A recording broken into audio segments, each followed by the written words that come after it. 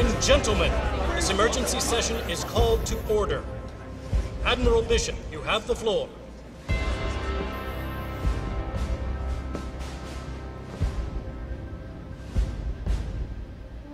For 200 years,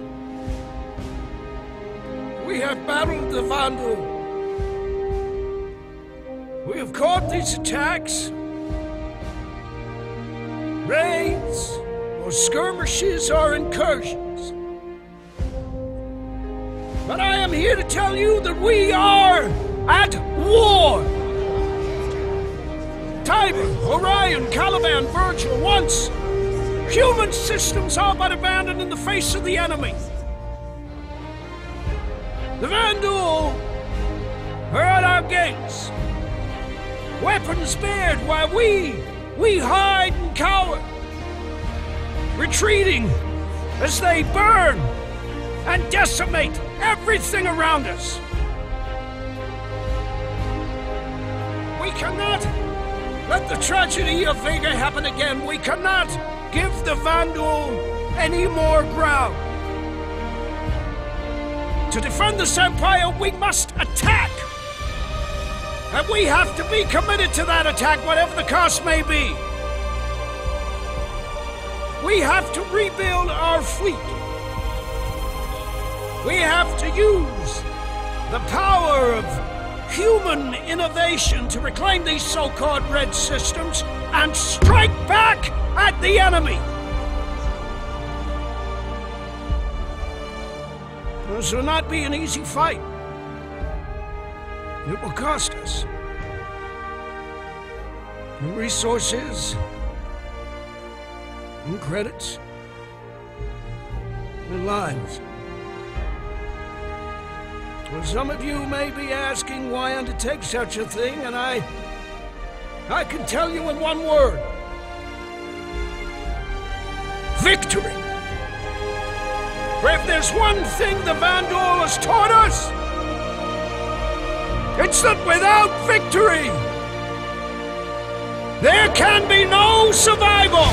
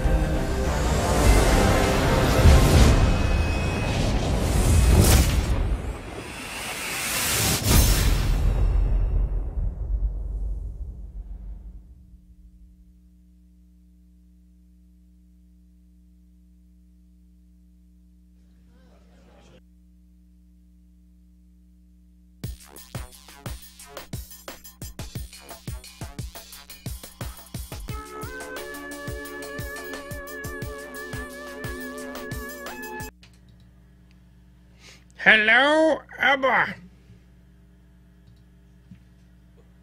How you guys doing? I'm doing okay. Doing okay? Absolutely beautiful. A little bit of an echo there. Oh, big echo. Oh, see, it's always when I turn you down, I turn it back up. Is that better? What? Yeah. Well, Yeah, that's better. Yep, no more technical difficulties. Okay. I'm sorry I ruined the immersion. I'm sorry. See, I was trying to make it go. I was trying to make it go. Immersion hype. Immersion hype was ruined. So we got nothing really to talk about this week. Nothing. Figure we'll just go. Nothing. We'll Pretty just go. dry week this week. We'll just go vapid. What do you think? Yeah. Complete. I have no idea. Like was there anything that you guys saw? I mean, I didn't see anything. No. Oh, The Martian came out. Oh, The Oh, yeah, Martian. The Martian. Martian's Yeah, pretty cool. Yeah. And I think the new movie Pan's coming out too. The Moonbase Alpha 2 is started its Kickstarter. Nice. Oh yeah. Did All you? right. That's about it. Thanks for joining us, Yeah. guys. Later, guys. That's pretty good. All right, yeah, there's that whole CitizenCon thing, right? Oh, yeah, I heard about that. God. My pants are still wet from that damn show, y'all. I know. Here's my lotion. You see, my lotion's by my desk, so you guys know what happened over here. We had to like Hold on, play hold that on. intro twice. Desk pound. You gotta do the desk pound. That's found. Man. Okay, so let's just talk about the intro real quick. Squadron 42 looks amazing pants. That's the level that they're going for, and it's even showed in the initial stuff that they did too. It's Like, scary how good it is. God, that is face melting. It was Like my computer is going to explode. I could build the best computer in the universe. It's going to explode when it comes to this. Well, guys, you know the 90 million is obviously not going to our game. I couldn't see it. Private islands. It's going to mansions and Porsches. I mean, Private all islands. those nice technology going on in that game. It wasn't, it wasn't from our money. I don't know where it came from. Fairy dust, maybe. I don't know. It was all fake. They shit it out Space there. Jesus. Space Jesus willed it upon them. There you go. Yeah, they're gonna get 100 million after this. I think. I mean, there's yeah. people that I know that I just watched that part of it and were like, oh my god. It looks like a AAA title. I mean, It like, is you a watch, AAA title, but yes, I know, but it's Past it. I'm sorry, yeah, quadruple A. yeah. you hear that. Oh, we're going for AAA title, and you're like, yeah, that's great. You're sure. And then you see it, and it's like, this is on the level of fidelity for like a Halo cutscene, or that game Until Dawn, which I just got through playing, looked like that, and I was like, oh my god, best looking game ever. This is going to beat that. Battlefront. I was playing a little bit of the Battlefront beta, and like the graphics fidelity and like the explosions and everything like that. It was like, They're good. And the sound effects on Battlefront. They're really good. Yeah. What are you doing, will say Clifford? that. Are you fapping again, Clifford? No, I was going to get something real quick if you can give me just one Yeah, second. you can hop up. Go ahead. We're tired of talking about stuff. All right. Before we Yeah, get we going, ain't got nothing to talk about. Go ahead. before we get going, on the screen on the side over here, I'm showing Sandy doing a speech. And now I was in a meeting, and I could not get out of that meeting until like 15 minutes after the thing started. So why don't everybody, you guys go ahead and talk about this. I'll just keep shut, and then you can tell me what's going on. I got one thing to say. Yeah. This close to shedding a man tear. That Yeah. was the most emotional, and it was very heartfelt. It wasn't acting, because I'll be the first to say Sandy's not a good actress. No. That was. But she's a professional actress. What do you say that? Oh, I'm just saying. No, we love you, Sandy. My We thoughts. Yeah, love you. I love Sandy to death. That was 100% pure, true emotion. It was Yeah. beautiful. Y'all know I love Sandy. I took, I would have took off more for Sandy. I wish. Look, y'all are lucky. My son was disturbing me because I had a lot more exposing to do, but my son really saved y'all. So thank Gio Jr. for interrupting me in that video. no, but honestly, when it started, I think everyone thought that this was a resignation speech. Yep.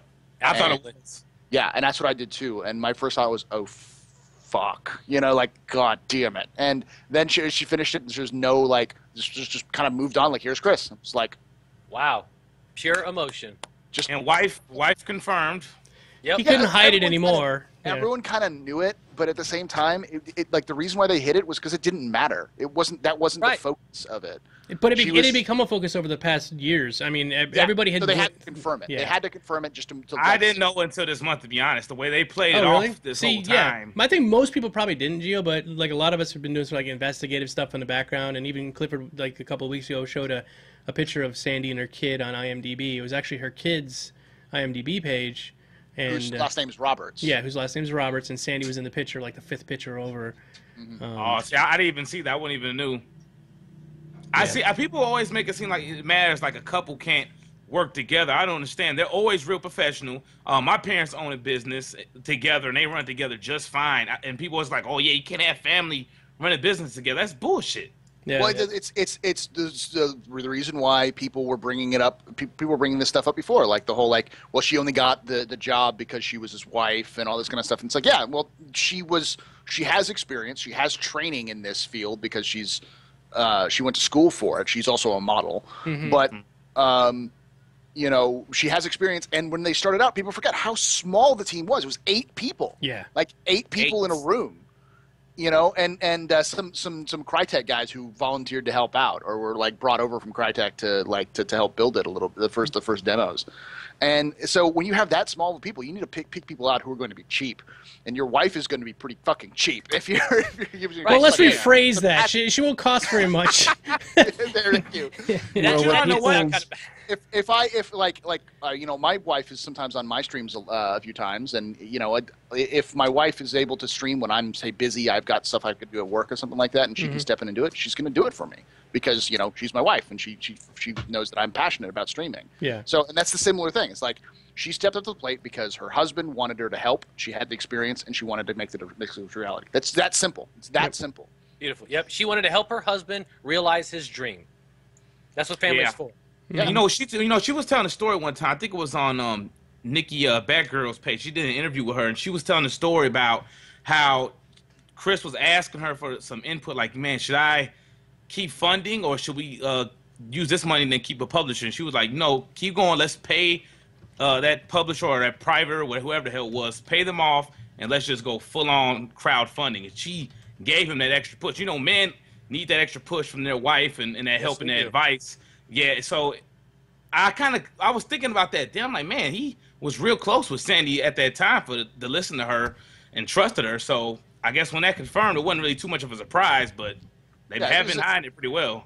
Like I say, anyone who's married knows that, you know, the person who you've married to, you're going to put a lot of trust in, and they often come at you with very honest answers that are often things that you have absolutely no interest in, but they support you, but they're going to give you an honest answer if something's right or wrong. Yeah. Oh, yeah. Absolutely. Well, what people tend to forget is both Sandy and Chris, even Sandy alone, is worth a couple multi-million dollars.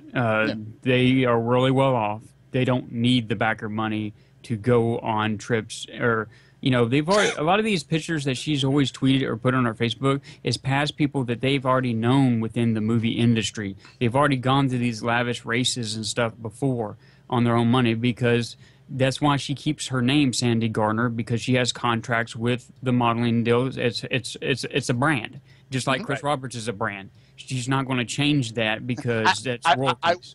I will correct you. Chris Roberts is the George Lucas of space sims. Boom. According to Gary fucking Oldman. So. Of all people, Gary Oldman said that. Yeah. Hey. Yeah. Confirmed. Confirmed. Chris Roberts is the George Lucas of space sims. Confirmed. Gary Oldman said so. Good point. Yeah. He's not a brand. He's George Lucas. So, I guess we can start talking about some of the stuff they started showing tonight. Oh, First of all, I love the timeline video. That needed We're to watching be it right now. shown. Yeah. Yes, I loved every bit of that because it breaks down what happened. Some of the office that just got put up in 2013 because everyone keeps yelling 3 years, 3 years. But we didn't have 200 something, you know, employees working at that time when we first started. It grew over time, and people keep saying, "Oh yeah, you guys had 3 years, and this is all you have." They have gotten quite a far ways if you look at what they started from on this timeline. I think they did a hell of a job so far, and we're going to have Squadron 42 by 2016. I think the end of 2016 we'll have Squadron 42. Oh yeah. I don't think by the end. I think we'll probably get it around June. That's what I'm hoping. And also, if you look at right now, before the last Reverse the Verse, Sandy was going over there to the new studios that they're moving into, which is a giant warehouse / studio. It was originally, since it already had a pre-set up studio there, they'll have plenty more room to do mocap shoots there, do their around the verse, and do other media stuff that they want. Even if they wanted to do another Next Great Starship, they can do it on less of a dime. They don't have to go to the YouTube pavilion and do that, etc. So they can, you know, present the quality that they're going for a lot easier. And then also, it's just on top of that, they've come a long way, and you know, from his humble beginnings of just being him and a couple of guys working, and of course the other guy working, is it Sean Tracy from CryEngine, that was his, you know, basically his go-to guy for the CryEngine until he decided to leave CryEngine and go work for him to do the first demo, and then it ballooned out from there. And you know, he Chris wouldn't have gone down this road. He wouldn't have gone down if it wasn't because the backers willed him to do so. Everybody said, "Do it. We want it." And and now you have the smaller voices trying to backpedal this, saying that, well, you're taking too long, you're blowing it too much. No, the majority of the backers wanted it that way. They didn't want him to hold it back like a regular publisher would. That's right. That was the whole point of this thing. I don't understand. If you want a rushed game, they have plenty of games that come out every year that you could go buy season passes for and play every year. Go do that. There's Assassin's Creed. Go play Assassin's Creed. One comes out every year. I think that's going to be kind of an issue eventually, is that this game I don't think is as digestible as a lot of the other games we play. Like when you play the game I just mentioned earlier, Until Dawn, that has like a 1 or 2 or maybe 3 time playthrough, about 9 hours a pop. So let's just say 36 hours maybe 36 hours out of that game. This one I'm expecting to play for years. Even Chris Roberts at the end said that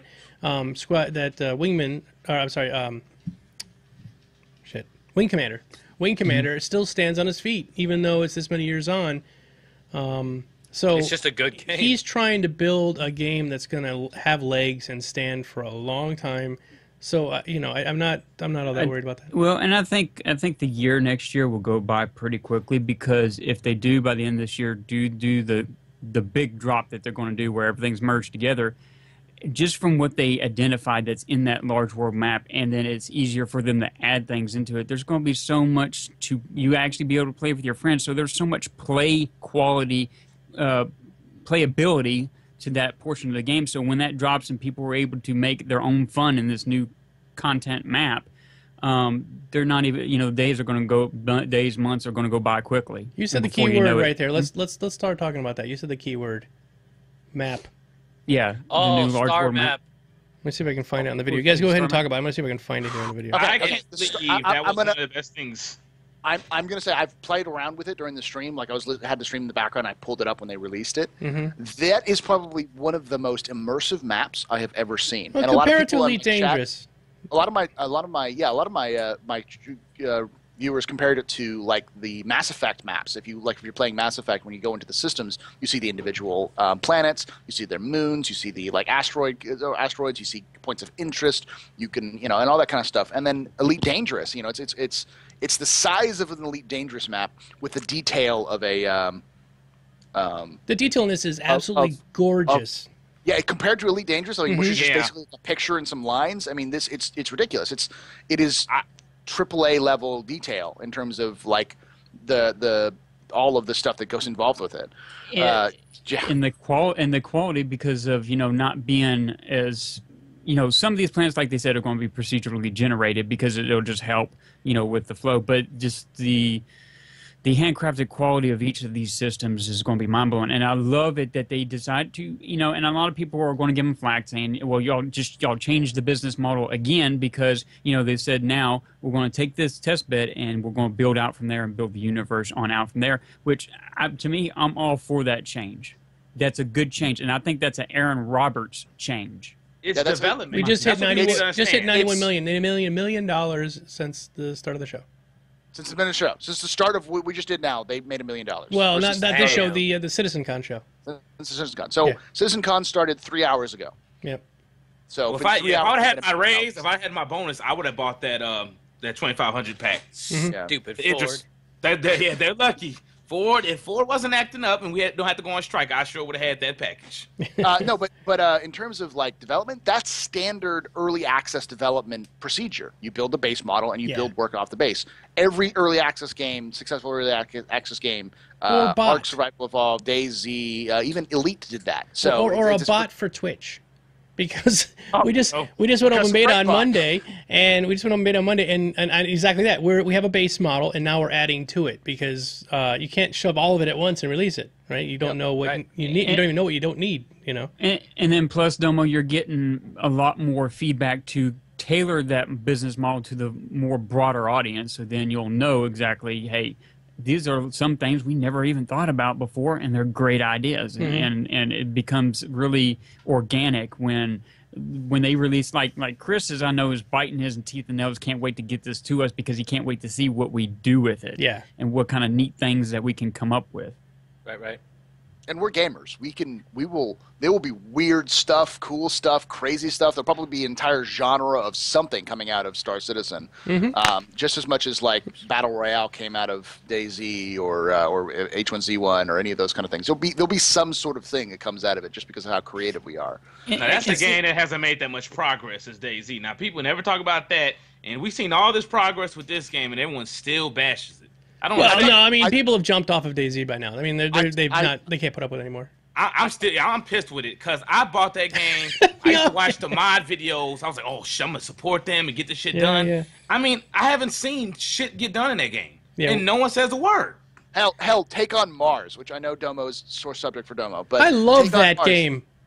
Take on Mars, which is made by the same company and has a smaller development team, has almost reached their beta status faster than DayZ, and it came out before DayZ. Yeah. That's a damn shame. So, it's just ridiculous. It's like it's been around for only maybe a month or so longer than DayZ has, and it's there you go. I'm wearing it because somebody from Test asked me to wear it because of Captain Richard, so I'm going to wear it for a little bit. I don't mind you wear the hat, but you're wearing it over the top of your headphones. It's working fine. No, well, whatever. You do have a big head. Go on record. I'm going to go on record and say I was there when he bought that. I was standing right next to Captain Richard when he bought that hat. That was a moment in time. I touched it. So you have some Paul Shelley DNA on there, Clifford. Oh yeah. Got some of the beer DNA on it all over it. Yeah. Is anyone going to mention that the whole show took place underneath a Cutlass? No, it wasn't a Cutlass. It was What do you mean? It was a Concorde. Genesis. It was a Genesis. I get that, but did y'all not get the whole Cutlass vibe from that? When I saw that thing start up, I'm like, did they fucking pay for a set that looks that real? I was flipping out because I was in a meeting. Like I said, I missed the first 15 minutes, so I was in a meeting and I came back and I'm like, what the hell? They've got a real ship up over the top of it. That's money because it looks so real. Yeah. I thought it was a model of a Cutlass. I thought they had a prop built of a Cutlass, and I was looking for a small Concorde in the background. I didn't realize they're going to have the fucking show under a real Concorde. Mm-hmm. That's crazy. The airport, I think, actually rents out that that hangar to do conventions and stuff like that in presentations, which is awesome. That whole thing. So that's what a great cool. place. It was awesome. Vapidcast. Yes, we were. Vapidcast. I really wish I'd have went to that. It looked like it would have been so much fun. I see everyone that's there from my org there, and it's. And it was such a quality presentation, too. That was well thought out. The stream went perfect. The audio was great. Everything was perfect. A couple missed clicks. Other than that, they have not had a stream that beautiful yet. Perfect. I was going to say that. Yeah, I haven't seen one run this smooth. It's the reason why they paid for those. They hired those two guys who do video stuff for them. It's the reason why they hired them. I'm glad they did because, honestly, all the streamers that I know of that have been following Star Citizen forever have been trying to help them out. Like, remember in the beginning... we'll show up and we'll do it first. Just pay us like... Wasn't that the first stream that they did was on YouTube or something, and it crashed horribly, and they're like, well, we're never doing that again. Everyone's like, go to Twitch. It had a copyright strike. Oh, did it? They had, because they started singing "Happy Birthday" to what's her name? My bad. It's all right. I'm forgetting her name. She was in customer service for a while. Her husband, Chelsea. Yeah, Chelsea. It was Chelsea's birthday, so they started singing "Happy Birthday" to Chelsea, and YouTube automatically does detect it and takes it down because it's copyrighted by Warner Brothers. Which is so. I just love Twitch so much better for that because Twitch mutes it after the fact. You put your VOD up and it's muted, and it's like, okay, so I played a song I wasn't supposed to. Mute that part. YouTube, fucking death. Turn it off. Thank God, the birthday song is not copyrighted. Not anymore. Yeah, thank God. They've proven that that's like a complete. But Chris bullshit. Roberts should be banned from singing "Happy Birthday" for the rest of his life. Yeah, the guy's tone deaf. He's a bit tone deaf. Adrian.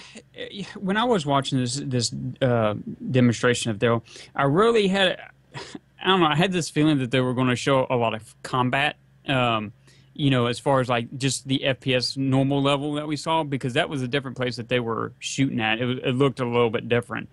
And then all of a sudden they spring this on us. It's like, hey, this is incorporated into that large world map. And it's just like, it showed how much work they've done in such a short a time. That was the most impressive thing to me. Is amazing. That's the most impressive thing to me is that all along we've been.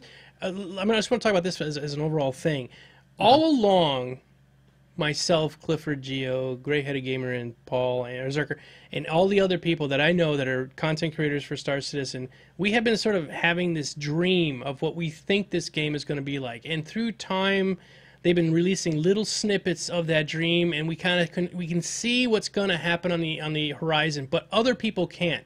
It's whether we're like drinking the Kool-Aid or what, I don't know, but or the cult, or whatever it is, the cult, or the cult, whatever the hell it is we're drinking. Excuse us for wanting us to have an innovating game. Excuse the fuck. No, but I know what a cult is. I'm actually part of the cult of the evil unicorn. Cult. So you're saying cult? Okay, but anyway, what I'm trying to say is no matter what it is that we've been smoking or whatever that has caused us to sort of see what we could possibly see. Today was like the culmination of what we've been seeing, and it came out of nowhere. Like, none of us have seen any kind of screenshots of Gary Oldman or any other stuff. We haven't seen any of these things at all. They've been doing such a great job of keeping it behind the scenes at the same time while being open about so much more of the development. Yeah. So, yeah. Yeah, no, I mean, it's basically, this is the thing that from now on, when someone's like, Star Citizen, I'm going to point and be like, this is Star Citizen. Look at this Squadron 42 trailer and tell me if this is not exactly like a Mass Effect or a Halo or a Call of Duty or an Assassin's Creed. Times 2. Yeah, this is the level of detail that you can expect. Oh, here's also the walkthrough, which is not even a finished product, and it still has better like level of detail than most AAA games that release today. Yeah, he said it was really buggy, and then when they played it, I was like, I'd play that game. Yeah, there's a little clipping and a little sound problems, but I'd play that. That freaking inside of that Idris was beautiful. That was the level of completion that they pushed Assassin's Creed Unity out with. So why not? Well, you know, it's like, it was so funny though. I felt myself at moments like. Imagine myself wearing, an Oculus Rift doing this, but also watching it on screen. Make me hold on to my desk and go like that when they were zooming into the planet, and all of a sudden they I thought he was going to crash. Appears. Yeah, he was. Yeah. You're going to hit the planet. You're going to hit the planet. You're going to hit the planet. You're going to hit the planet. I was like, I thought he was. Because in Elite Dangerous, I'm so used to like, oh shit, overheating. Yeah. Let me see if I can find that clip in the video. But I mean, as it zooms in so quickly, you're just like, and.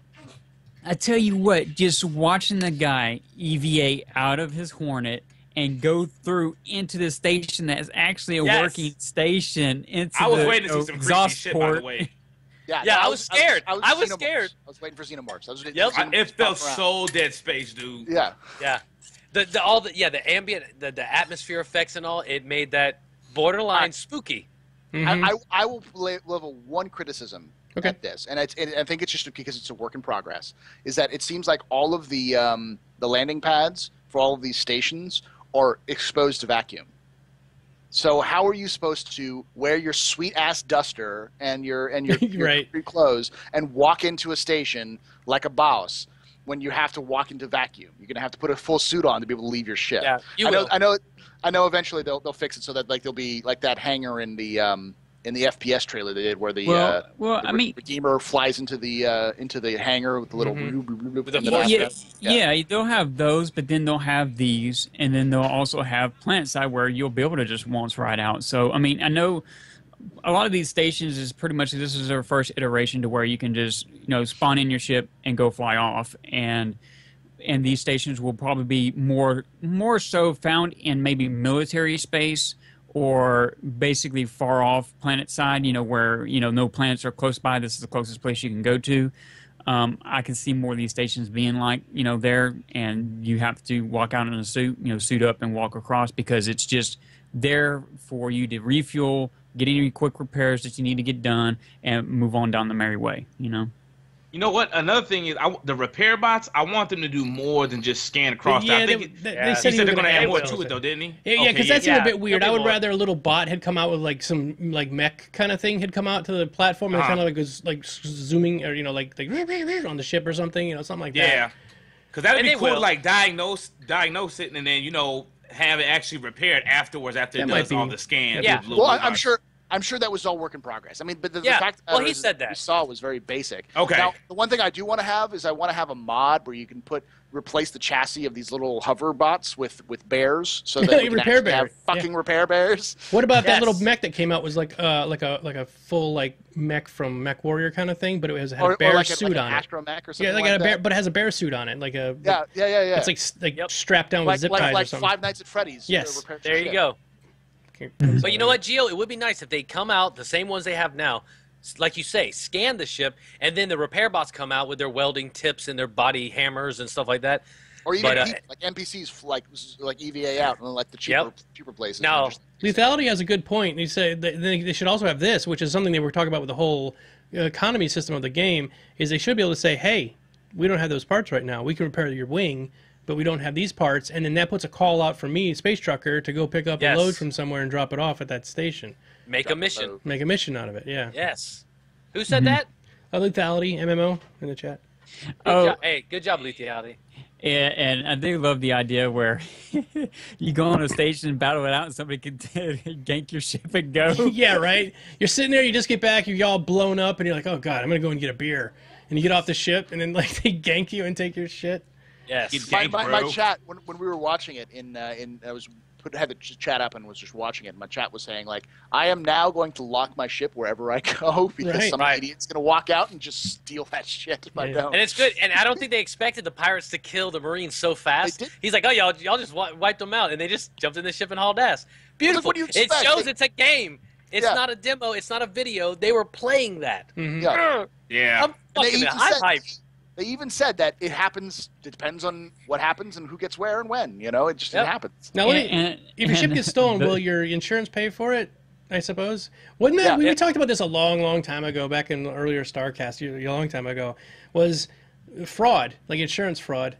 You know, how is that? How do you guys think that'll play out? They've talked about how easy it is going to be to detect him because they've said about how every single ship and every part of a ship is an individual entity that has its own markings in the game. They've already talked about that. So it's not that difficult to figure out if your ship is stolen and the GM only has to say is, okay, well, where is the ship being taken? You know, this person's lost like 4 ships in the last 2 days. Let's see who has these ships. Okay, so the Dread Pirate Roberts has this.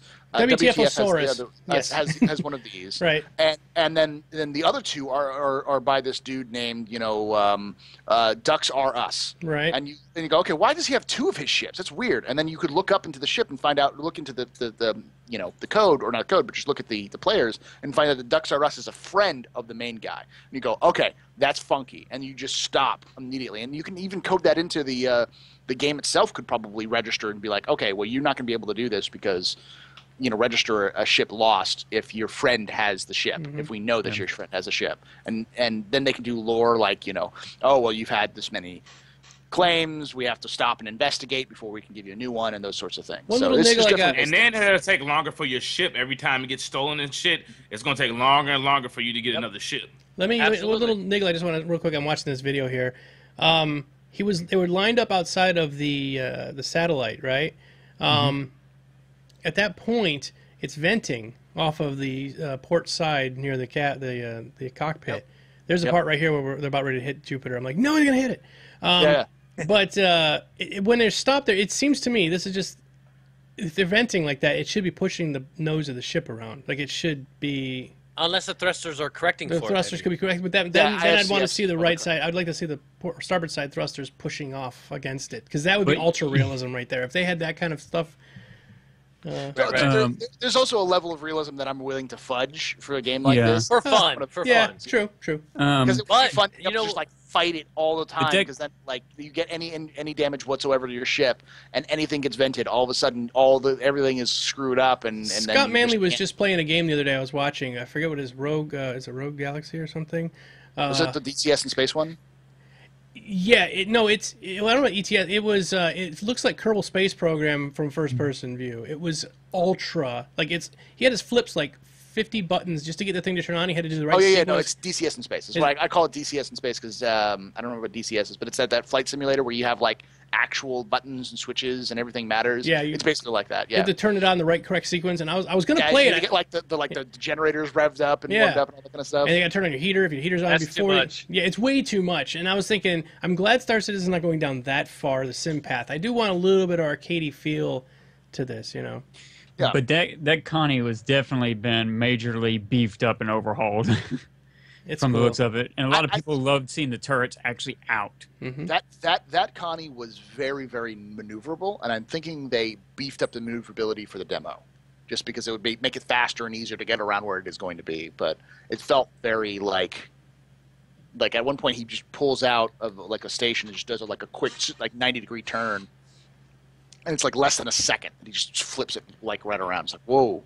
Wait a minute. Now, while we're on the Connie, what did you guys think about that explosion on ATV? I know Oh, we're yeah, talking about we this, but talked about that. I was waiting for that in this demo. I was like, I want to see a large fucking explosion live. That there were pants that had to be changed after seeing that explosion. I'm just going to be very honest, and I have a lot of It was nice so pants, glorious. and I don't have so many anymore. The interior view of that was actually borderline frightful. That the sound effects, the creaking, the comms telling you like ejections down, watching streaks of electricity fly over your head, you could tell where lasers are hitting and stuff. Yeah, that like was fucking scary. Like, honestly, there should be a warning on that. Like, if you have PTSD, if you've served in the military and experienced like shit exploding around you, you might trigger you, kind of thing. That shit's that realistic. About I'm glad you brought that up, Gio. That explosion. I've never seen an explosion like that. Mayhem. When they actually showed it, where you could see the cockpit exploding and the oxygen venting out of the exploding cockpit, and all the glass shards flying. The atmosphere, yeah. Get out of here, man. I can only imagine, like in a submarine, like it gave you that feeling in Retaliator, like a submarine, like blowing up inside, and you're just like, oh shit, where do I go? Yeah. Omnidon brings up a good point. Is that it was pre-visualized, which means it's not actually coded into the game yet. But Right. I will argue the fact But it was in engine. that Battlefield, the new Battlefield that's coming out this year, the beta that you can play right now, has almost that level of explosion. Battlefront. Yeah, I get mixed up too. Whatever. All the time. It's basically Whatever. a Battlefield. It's Battlefield. In space. Battlefield Star Wars. Yeah, Battlefield Star Wars. I'll give you that. Yeah, but its level of detail in terms of the explosions and those kind of things are almost the level that we saw in that pre-visualization. So it's completely possible that that's the final visualization that we'll see. It's just not procedural yet. But It's coming. it Chris is Roberts in game, get it. so Yeah, it's in game. It just pre-visualized. It's not quite in it's code. actually an in-engine effect. So all they have to do, like they said, is code it in. So it's 100% possible. Yeah, because the reason why they said they haven't done it yet is they're still trying to find out, okay, what pieces are going to break apart when these certain explosions happen. They still got to work out what pieces are going to break away when it explodes in certain areas of the ship. And that's important as well because of salvage. Because they have to figure out how are they going to register these salvage parts. Because all of these parts have to be salvageable by another player or an NPC, which they all have to have their own values and that kind of stuff, which will, of course, be generated a bit depending on the economy. But those parts, every part of the game has a part of the game that it has to affect. So everything is linked together. So you can't just kind of create an explosion without having the consequences of an explosion, which is either death. Let me pull back to the presentation. I do want to talk a little bit before we move on too far. I want to talk about the new HOTAS. Okay. What did you get? You're cut off, Gray. Couldn't hear you. It's actually a really they addressed one of my main issues, which was the very narrow bottom, and it looked very fragile, and they addressed that specific. We like people with a big bottom, and it means they're stable. Yes. Right on. I don't know. You guys, the price point. What do you guys think it's going to be? There's going to be two different models with two different attachment sets, so you can. I thought they said that one was going to be 150. I thought. Is that what they said? Yeah, they said around. Yeah, they said around. Said around 150. Okay. Yeah, but the more higher end model, that one's going to be about 300 and up. I can tell you that right They now. said 400. I'm guessing 450. I'm thinking higher, because, 5 or so. Well, I think one reason that gives it away to me that it's going to be much higher, the high end one, is because Chris finally mentioned OLED display. OLED is expensive. Yep. Yeah. But it's a touch screen. Remember that they said it was, and they said it wasn't, but then they verified again it was. So it's going to be a touch screen OLED. Think about that as far as configurability, because let's just go outside of Star Citizen. If you're playing a different game, Elite Dangerous, you could like that rogue system. Then all of a sudden you've got buttons you can hit on your toggle. Talk about immersion, man. I mean, that's just kick ass. And, I'll pay top dollar for it. I just hope SciTech or Mad Cat, Mad Cats makes cheap fucking controllers. I just hope they get it right. They Mad could really Cats does, win over but the SciTech community if they make a good stick for us. SciTech makes good controllers. Well, Mad Cat, I was going to say, people They forget that used to. SciTech made they used to, and then Mad bought Cats out. bought them. But here's the problem: is that Mad Cats bought them, and their quality dropped because of the transition, and then their quality went back up. True. People forget that Mad Cat's SciTech built the fighting sticks, the fight sticks combos. X65. I have the X55, the X. No, not the flight sticks. No. But the fightings, the for Street Fighter and. Oh, you're talking about the old console, the old arcade games. Yeah, no, they built modern ones for competitions. Yeah, I mean, they do good stuff. I mean, they also have they- a whole like- thing for farm sim. They've got like this whole module that you can drive your tractor with. It looks just like a real John Deere interior, and it's. And to the point, like they even pointed this out, is that CIG employees have pointed out, is that it is the standard model that Mad Catz makes. It's the standard model for all the competition level because it doesn't break. Because it's got very good quality. And I think the problem is that Mad Catz has got this reputation from early on. It was the cheap alternative to first level. Years and years ago, when I was building PCs, like back in the 80s, I know it dates myself here, but Logitech was the worst possible pieces of shit you could ever own, okay? And now they're really looked upon as being a good quality product. Now, maybe not the joysticks, their 3D Pro thing is a crap. But, Well, that's because they haven't made it in years. right, It's the thing that they. but their they made in the keyboards are 90s. good quality keyboards. Their mice are good quality mice. But years ago, you wouldn't even want to touch a Logitech project. So maybe Mad Catz can kind of come back around, and maybe this will be a good thing. Like Gio was saying, it might be enough to pull people back into the Mad Catz field. Now, how do you guys feel about the referral program? I was going to say this because Well, Trent brought this up. I don't want to leave the controllers. One other issue I have with the controller that I'm All right. curious, the track balls on it. Love it. Love the idea. Yeah, well, I want to. It's going to all depend on how well they actually really work and how pinpointed They are precise way they more are. precise than a normal mouse, and I've got a gaming mouse which is like 8500 DPI or something like that. They could easily get that kind of DPI out of a trackball. Okay, I'm just kind of I curious. just hope they how it's listen to the community. Like, if they really take our feedback and listen to the community, I think it's going to work out fine. But if they just do whatever the fuck they want, act like they want to work with us, that's not going to work. I think they will. All right, go ahead there, Paul. I was a berserker. Sorry. You can say Paul Berserker. He's the one who works. I'm sorry. Because everyone, I do say it on my stream all the time. But the referral program, how do you guys think about it? I personally am glad that they're doing it, but it seems a little odd because most other referral programs is monetary compensation for the referrer. Like you get a percentage of it or something like this. In this case, it's in-game stuff, including ships, if I remember correctly. Like you actually can get ships for referring a number. Like if you refer 15 people, you get a Gladius. Also you look at, they also give you UEC, which is also, you actually buy that with real money. I mean, to get UEC. Yeah. So it's like they're kind of, $15. they're kind of in a way giving you money back, basically. Yeah, real quick. But I can't spend it anywhere but Star Citizen. That's the thing. Like if I wanted to buy my, use it to support my stream so I can get more, better hard equipment, I can't do that. I can only spend it on Star Citizen. Well, yeah, but this thing about if they were paying like people to promote the game, then that'd be even more bad press. Oh yeah, they're paying people to promote a scam that's not even out. I can see the stupid shit now. So But like the referral systems are pretty common. Like I'm part of the Steel Series affiliate program, the new Steel Series affiliate program, and they give me certain things for referring people to buy their products. Yeah, absolutely. And I think know affiliate Diablo's systems are great. We're using it as well. we're using an affiliate system on BrainBot. So yeah, it's totally fine to use an affiliate system and whatever you can figure out some kind of way because it does it's instant grassroots promotion.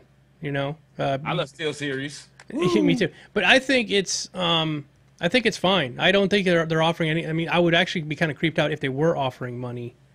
The only part that I'm kind of sad about is all of us here have been content creators for a very long time, and how many thousands of people have we I've got? got at least 200 people who've been referred to just because of my We're stream. never going to get anything from it, but it's okay. It's from this point on, It's all for love. It is for love, really. Yeah, But for love it's for the just- game. Well, it's no different with I play Final Fantasy 14 with my wife, and they did a promotional program where I referred a friend, and now they're locked to my account that I get I'll get this special mount that nobody else can get that I will get later for a certain amount of feathers as long as they keep staying with the game. Well, hold on. You know, I have to stop for a second.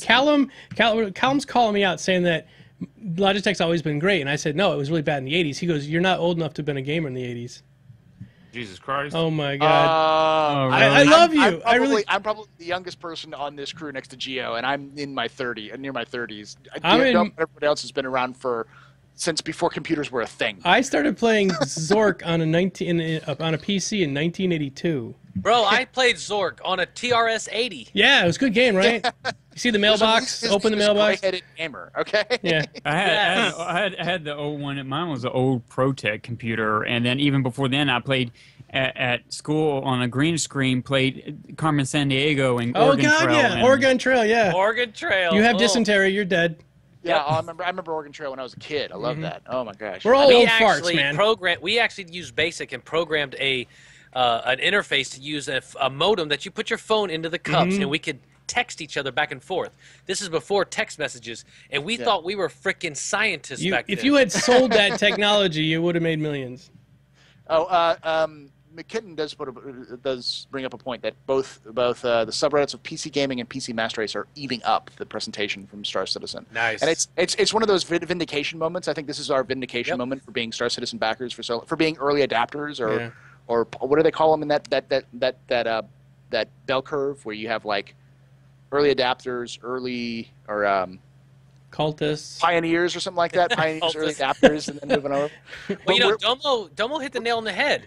We've had this vision forever, and now everyone else can see it. Yeah, right. Everyone else can see what we see. It's getting there. Yeah. We were just dreamers, baby. I mean, if you're a gamer and you see what we just saw, it is one of those things that you can start seeing the progression. Because now, for us, it was a lot of promises and hopes with some little bits and pieces. This was significant content that's in very early stages that we can see. That I am not at all ashamed to show anyone. Up to this point, you kind of like, can you see this? Like, can you imagine like on this ship there are going to be 4 or 5 guys walking around and they're all going to be like doing the controls? Can you imagine that? And they're like, yeah, I guess, but it's okay. It's kind of clunky. And I'm like, no, it's going to be great. It's and so now we're actually like, do you see that, Gary Oldman? Do you see that, and Mark Hamill? Did you see Gary Oldman and Mark Hamill and fucking Dana Scully and Gollum himself are all going to be in the same goddamn place? Scully and the Gollum. Operational Idris. I just can't get over. Like, how it seems like it seems like you're on Mass Effect only. This is an actual ship that you could fly yourself. It's not just walk around. It's not the Normandy. That's crazy. Yeah. This is like Mass Effect on steroids. I mean, that's what this is. God. Mass Effect was like a story with some gameplay elements that you could play, and but that's about it. With this game, it's like you just go. It's like here's the world. Man. Good luck. What I like mostly about Star Citizen is, it's the same. It goes back to the same notion that Chris Roberts, when he said that PC is always the best platform because you could always push technology. And what people I don't think really realize is that when this game is fully fleshed out and they'll continue to add stuff to it, this will set a new bar in the industry that people will try for, and we will actually overall across the board get better games out of all other studios, because they'll be, just like World of Warcraft set the bar for MMOs, and have people started taking different features and working upon that, building upon that, and creating better games. This is going to set a new level in gaming, industry, and even like No Man's Sky and the other ones, they're setting different bars in different genres that will just keep increasing the interaction and fidelity of games going forward. So, absolutely, this innovation renaissance that we're going to is just going to push new games to a new height. Not only that, but we also, I think one of the major things to think about is that Chris Roberts, the reason why this game is funded is because Chris Roberts had a good vision, and because he's Chris Roberts. He's the George Lucas of space games. According to Gary Oldman. Yeah, as per Gary Oldman. This is a direct quote from Gary Oldman. But think about the other people out there, the people who are behind Halo or the original Call of Duty games or the Mass Effect series or Final Fantasy. If they just said, you know what, we don't need publishers anymore. We can make the games we want to do if we go to the fans. And that's huge.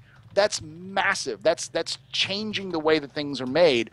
And that's what that Star Citizen's represented. It's like if you get to a certain level, if you have a fan base that's loyal enough, they will go to bat for you. They will help you make a game that you wanted to make, that they want to see. And you don't have to compromise with anybody. You don't have to talk to them. You don't even have to have them come through your studios. You can have their fans come through the studios, and they'll just sit there going, "Oh my God!" Instead of, "This is not our quarterly review is not up to date." And you're not making money yet. Yeah. Yeah, fucking, exactly. Yeah. There's just no corporate suits telling you what to do. You can just do what you want, and it's what so many of these guys started doing video games for back in the '90s and in early 2000s. That's what they did. That's why they did it. That's why they wanted to make video games. And now Chris Roberts is helping to move this to that point, move gaming to that point where this can be a big thing, which is I think even more shattering to the industry, especially to publishers than anything, because now publishers have to start. Publishers are probably worried now. Yeah, I was just about to say that. What's scary in this industry is the game stayed $60, but what people are not noticing is that games really aren't still $60. They're $60, and then you got to pay for a season pass, and then they're taking away. You talked about it in your video this week. $60 games. It's like $100. You're only paying for multiplayer like Titanfall, multiplayer only, Evolve, multiplayer only, Battlefront coming out, multiplayer only. So you're paying for half a game. Rainbow Six Siege, multiplayer only.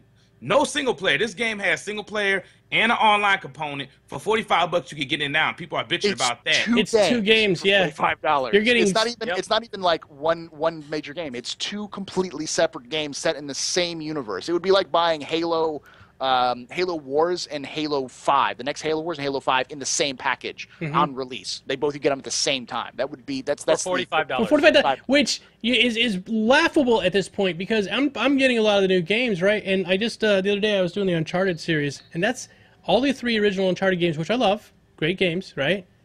They're just all they did was they bumped it up to 60 FPS and they updated the models and stuff a little bit. It's $60 for that thing. Whereas if you were to go buy Uncharted, if you could buy Uncharted like from G2A or something, they'd be like $5 a game probably for the original 3. So $45 for a game of this size is a joke. Like, I just don't get it. I don't get why people are having such a hard time with it. But I guess they'll come around. Not only that, you don't even actually have to spend $45. If you just want the game to come when it comes out, it's $30. Yeah, $30. It's half. It's half. And people are bitching about that. Yeah. I don't understand that.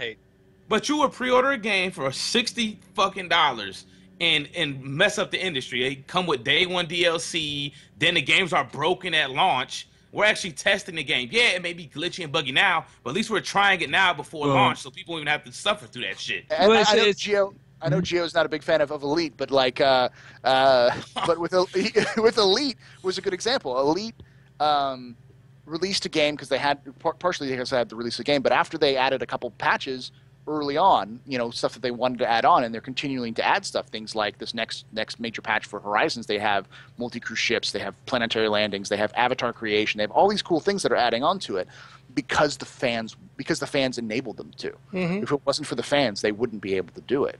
And I like Elite now, by the way, too. Yeah, I just don't like how they split the community with the landing. I'm giving you some rubbing. That's all. Okay. But and it goes back to recently. I've had time to go back and start playing Dragon Age Inquisition again because I love BioWare's games. But just like Dragon Age Inquisition, you paid about around $60 for the initial game, and now they have 3 downloaded extra level patches with extra story, extra map, and they're $14 each. That's 3 times $14.99 on top of that original game, So all the industry gaming outlets are going to this business model of saying we can get more money out of people if we just offer another package content, and it's no different that we have a choice whether or not we want to buy that extra content or not. And the same with Star Citizen. You can buy that extra ship if you want, or just wait and just play the game as it is and earn it in game. But the only difference is in Star Citizen, you actually have the possibility of earning these ships in the game versus a standalone like Dragon Age Inquisition. There's no way you can earn that extra content. You have to pay for it.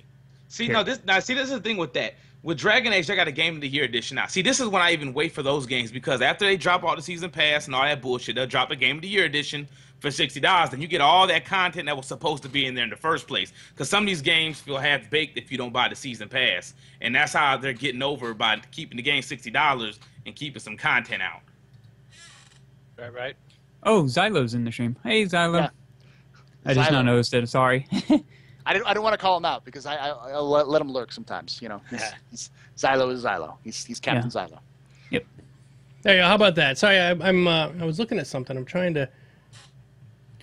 trying to find a ship, but I don't think it's available anymore. I was looking at some space porn. Space porn. And Confirmed. Yeah. I was going to do a giveaway tonight, but I can't seem to find the ship that I was trying to do the giveaway for. I'm just going to say this right now. I'm actually kind of excited for 1.3 only because I want to see the clothing store. I want to see what they have in the clothing store. And the buggies you can drive around. And the buggies. Oh my God. Yes. I'm gonna do some Mario Kart shit on Planet Side. I can tell that right now. I'm running people over, Grand Theft Auto style, baby. Give us access to weapons on ArtCorp, and we will have like driving buggy wars. Yes. That's gonna be so awesome. Lean out the side, and shoot at people. Oh, get the pistol out, let Yeah. That'd be so awesome. All right. I'm trying to think of what else that they that really stood out is God, if I could think of it, other than just seeing the actual close up of the helmets, of seeing the new style, because you saw that they had the totally new suits for the pirates versus the Marines. They were highly detailed. They were awesome and very menacing looking, almost looked like Darth Vader-esque, somebody powerful you don't want to mess with out in the verse. All right, here's what I'm going to do. Here's what I'm going to do real quick. We're going to do it. We just crossed our threshold for our first hour. We're not going to do a aftercast. We're just going to keep going. So for the next hour, I'm going to give away a Merlin every 20 minutes. Oh, Merlin hype. Merlin hype. So I'm going to give away a Merlin every 20 minutes, and that hopefully you guys like Merlins. Yeah, and don't forget to ask questions. Merlins are Hey, beautiful, you know what? man. They're Merlins, great ship. you can cross-chassis upgrades Merlins for free to an Aurora ES. Well, there you go. Yeah, that's another thing I would like to talk about. I'm so glad to see now a lot of CCU options. Now they got so much there to go through. Now you can go back and forth if you want to. It's going to cost you a little bit, but it's just an easier system. It's still kind of wonky. They got to work on it because you have to click on what you want to CC to and then click your other ship to get it to work right. Because if you pick your ship first and then pick what you want to CC to, it doesn't work at times. Yeah. So It's off and on. I had a couple people last night on the stream tell me that they were having trouble trying to get it to CCU to work. Also, Yeah. Dumbo, I will throw in a "We Got Your Back" skin for Ooh. for every hour. So we'll have 2 "We Got Your Back." So we're going to give skins away out a Merlin and a We Got a Back skin. We got your every back. hour. Yeah, Thank you. all right, no problem. and then Trendane would be like, backside. Back skin. Back skin. Or backskin. More back skins. All right. Thank you so much for that. And then here we go. All right, everybody. Good luck. One question that I would like to, since Xylo is in the audience, is Who's this Xylo guy? He seems to Xylo? be kissing his butt. Who? Yeah. Xylo, he's part of He's the head QA, I think, for CIG. the Santa Monica office. CIG. They make Call of Duty, no, right? Austin. He's in Austin. They make He's Call in of Duty, Austin. right? Austin. Yes, He's a QA. Call of Duty QA guy. But I Xylo, think so. what I wanted to ask Xylo was, I'm man, kidding. I'm joking. how vindicated do you feel right now? Because I know you've known a lot of this stuff has been happening. Maybe you did, maybe you did. But You had to test him. how puffy is your chest right now and proud of your team do you feel at this point in moment? And I'll give you a second for it to catch up. And tell Tony Z he's fucking awesome, and we would love to interview him. Yeah, we'd love to have Tony Z on the show. Tony Z, I have a lot of Oh, by the way, questions I about. worked out my differences with Ben. He called the judge. He got the restraining order turned off and stuff. So Nice. he Twitter, I saw said, that. yeah, he'll come back. We're gonna have him back on the show in a couple of weeks probably. Wait a Okay. minute, did I miss something? There is an issue with the bot. Yeah, I just noticed that it doesn't seem to be taking anybody's entries. There's something. Oh no, Ben just hasn't been on the show for a while. Damn. Yeah. Yeah, we want to see him here. But I was going to say we could probably talk to some of the other guys from CIG as well, because there's plenty of people in like the UK and in Frankfurt, I'm sure, who'd want to hang out. Because I've had a couple of them hang out, some QA guys and some customer service guys, and Oh, give me a second, guys. We're gonna stop this and start it over again. I'm sorry. We'll get it sorted. I think I put the keyword in wrong because it's not taking anybody's entry. Stringman. Ooh, you broke it. Bot is bored. We broke it. We broke the stringman. Well, while we're still waiting for works. Dumbo to sort it out, though, what do you think, Berserker, about the saber? What do you think about that military style that they went with? The Ninja Hornet is what they're calling it. The Ninja Hornet. I think it's It's going to be interesting. It's going to be an Aegis ship with a Hornet toughness, which I think is what it represents to me is the new, U.S. military F-22 fighter, like the badass fighter that we got. That's what it reminds me of. It's working. It's working. That thing is also freaking broken beyond belief. The F-22 Raptor is so broken. So yes, I agree. It could be. I think it's a good it's a good analogy. I think it's one of the things that I'm excited about is that they're adding these more of these military ships so that it's more than just the Hornet or the Gladius, so there's a little bit more variety into it, which makes sense because if you look at the world around us, we have so many different aircraft manufacturers who make so many different combat airplanes, which are all very equal in terms of what they do, but they have little things they do better than the other ones because they focus on that rather than the other, and which is great because it makes it for a more enriching experience. The only thing I hope, and I know CIG is doing it because it's the only reason why I bring it up, is to bring out more civilian ships. We need more than just the hulls and the freelancers. We need maybe one or two other ships that are, maybe of alien design or of hybrid design that would also hull things a little bit better. We need a little bit more, more than just more reliance type ships, more uniqueness. Like for instance, I heard this on Board Gamer and WTF and Twerk. We're talking about this on Redacted, but we need more ships that are smaller, that instead of just like every time you go into a mining field you're just going to see a ton of Orions. Like it should be there should be smaller versions of these different ships that we can use and hang out with, because the civilian ships would be the ones we're going to interact with all the time in the MMO. Yeah, because I see just military ships everywhere because it makes sense. They confirmed that they were coming though. That's what they had said that. It's. I know that they're working on them, and it's going to happen. It's just a matter of time. Yeah, and I think a lot of people are going to really love this large world map because of how they were talking about how there's going to be different scenarios for hauling and stuff like that, where people will start. People who maybe have set the Aurora to the side because it's not really applicable will now look at the Aurora in a different way, because now that you got these missions, you can utilize it and it can carry more cargo. And actually have stuff added to it will add a little bit more value to these other ships too. When this larger map drops, then we'll probably start seeing more different types of versatility. And I can also see you logging in with your friends and saying, okay, I'm going to bring in my Aurora. I'm going to get some cargo. I'm going to be in a section of space. You got to find me and try and stop me from meeting my goal of, you got to rob me. Basically, you play like you're going to get robbed, but you said you're going to have to try and attack my ship, deactivate it, and try and steal my stuff. And you can make all these different kinds of in-game deals, without, and that's what I think Chris is really referring to as far as wanting to see what people come up with and unique styles of gameplay.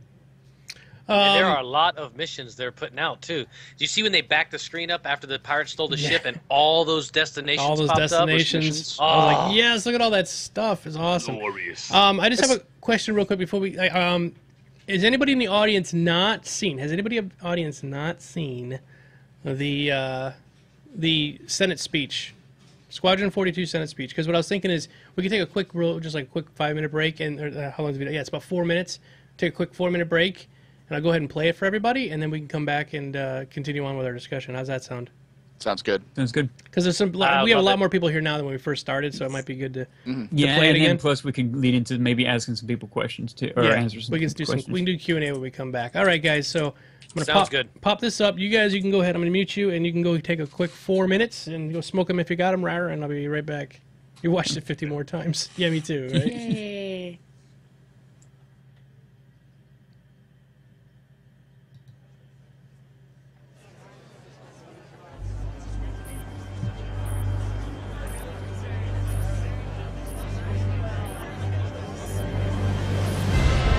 Ladies and gentlemen, this emergency session is called to order. Admiral Bishop, you have the floor.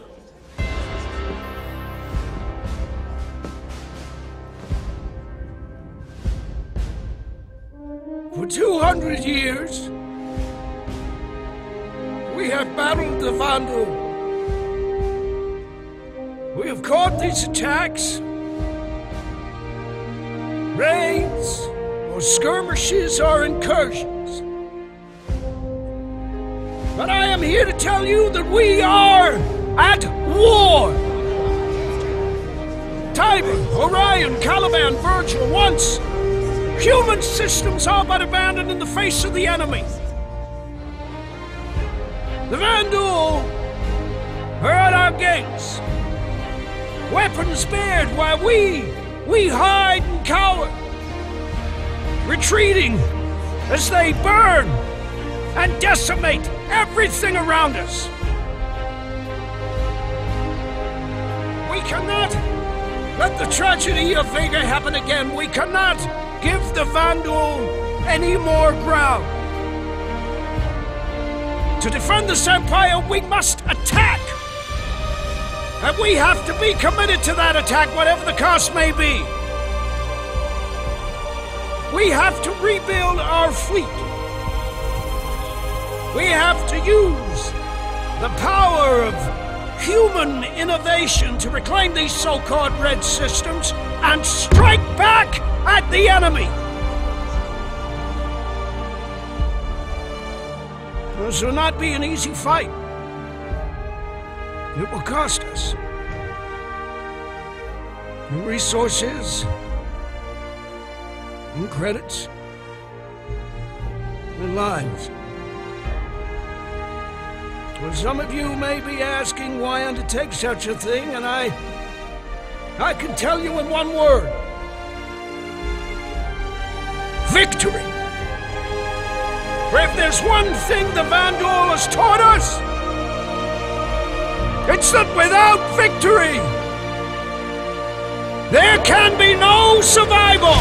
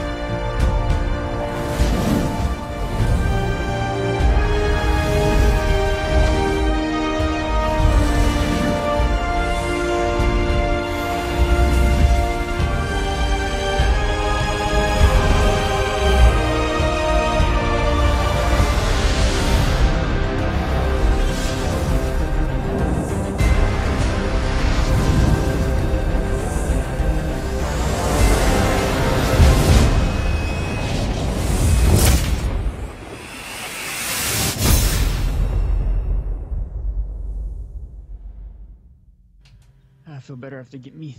Okay, we are back, and we're missing some peoples. Man, while we're waiting for them to come back, let's see here. Answer the call, man. Answer the call. Answer the call. Hold on, let me... Answer the call. There we go.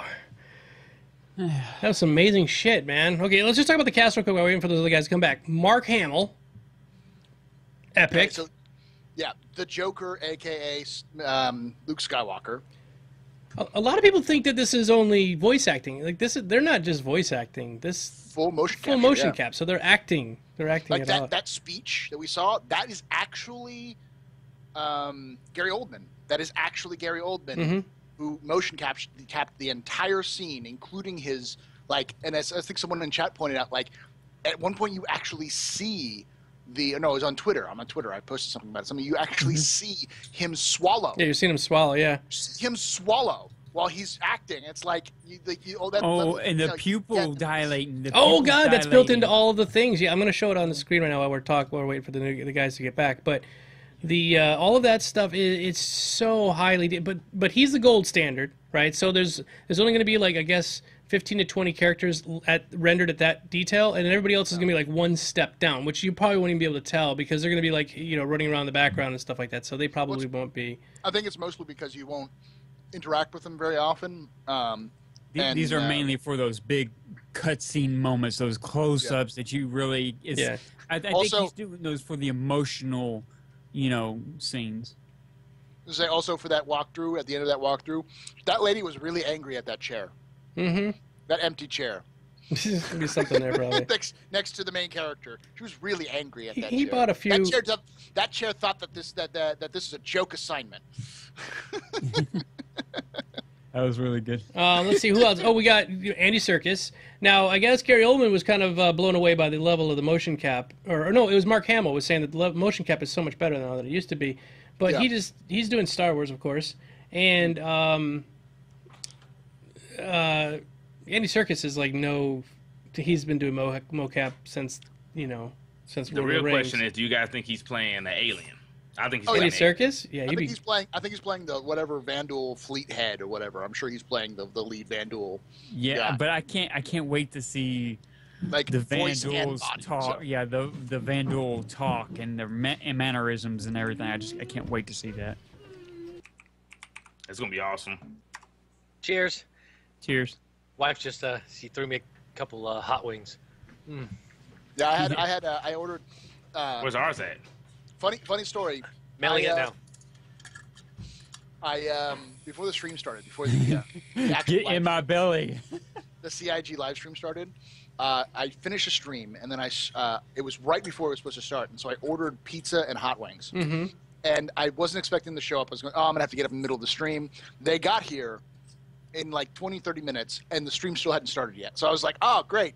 Chris Roberts time. It works every time, I can order 10 minutes before the stream starts and still get my food before it starts. Sorry. No, I'm watching this in the background, and the level of controls they have over the faces as well. And like his neck, when he adjusts the mouth and the neck does the whole thing. Mm-hmm. That is insane detail, man. Crazy. It's levels. spooky. I just when we were on break, you were playing the Squadron 42 video. Mm-hmm. I said, what? I said, hey, honey, look, there's the Gary Oldman video I was telling you. She's looking from the side. She didn't want to get in front of the camera, of course. She's looking. And she goes, is that him? And I was like, exactly. Now, when it first came out, because Gary is a great actor. I mean, he is the. I can't think of any reason. It just blows my mind away. I honestly think he's one of the best actors ever, and he's never won an Oscar. He's never won an Oscar. He's been nominated like 18 times or something, but he's never won an Oscar. And he's one of the. And here's the thing about him is that he has never turned down a role based on its clout. He's been in very small budget films. He's been in big budget films. He's been in many video games and animations, like voice acting and animations. Why? Because he loves acting. Mm-hmm. And he's an actor.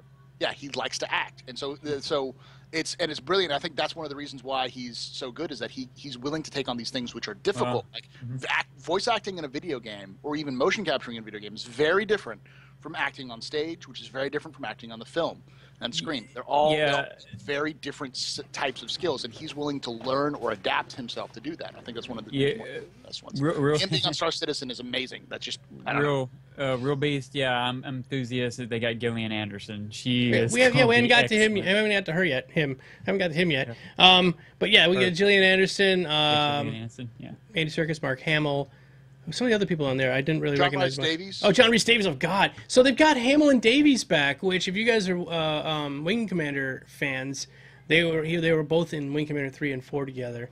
I think one of them played in what was that sci-fi series Sliders? I think he played in one of those too. Yeah, John Rhys Davies. Yeah, he was in Sliders. Yeah. Ice Cube, and they got. Oh wait, no, they didn't get Ice Cube, did they? No. Damn it. But yeah, this is. Probably could have. How's the questions coming? Do we have any questions tonight? I haven't had a chance to open. Yes, we do. Okay, good. Do you want to get started doing the questions? Yeah, we got a few of them here. One more thing. What do you guys think about this CryEngine now? It's Star Citizen engine. It's not CryEngine anymore. It's almost like this thing went totally Super Saiyan now. It's like a whole nother fucking engine. Mm-hmm. Absolutely. And a lot of people were complaining about how slow it's coming out, but they're reworking the entire engine. And someone said I had an ass hat on one of my videos talking about, Ark's in early access and they're adding all this stuff. I was like, dude, I play Ark every day. I own my own private server for Ark. I love Ark. But they're using a pre-made engine and building a small gaming. He's like, oh, the island's not small. I'm like, yeah, it's not 8 million kilometers square. It's a couple millimeter island, or a couple kilometer island. And it's supposed to only have 125 people in it at all, at any time. And not knocking Ark. I am the hugest. Is hugest? I don't think it's a word. It's a good word. It's a good word. Fan. I actually met the community developer for Ark at TwitchCon. It was a pretty cool guy. So which one? Right hand, left foot, or I have his card. I forgot his. Well, that's just awesome because those are the best devs. Yeah. Next to Star Citizen, they answer posts in Reddit. They look at your complaints and adjust the game. Amazing. Yes. But they're not very creating good early access game. Oh yeah, but they're not creating an entire universe like Chris Roberts is. He is creating not just a planet side, because someone said, "Oh, Ark Corp is a lot smaller than the island on Ark." Well, no shit, idiot. It's just a little landing spot. They're going to expand on it. Yeah. Well, also the other thing that a lot of people don't take into account is that Star Citizen is being built by Cloud Imperium Games, which started with 8 people, and they're building Cloud Imperium Games to the point where I'm quite honestly, I think a lot of people have asked this. I think everyone here has asked this. Is now that they're finishing up Star Citizen, do you think that some of these developers have ideas that they're going to go to Chris Roberts and say, "Hey, once we're done with Star Citizen, I have this idea for a game that Cloud Imperium can make"? Oh, Cloud Imperium could go on beyond this by all means.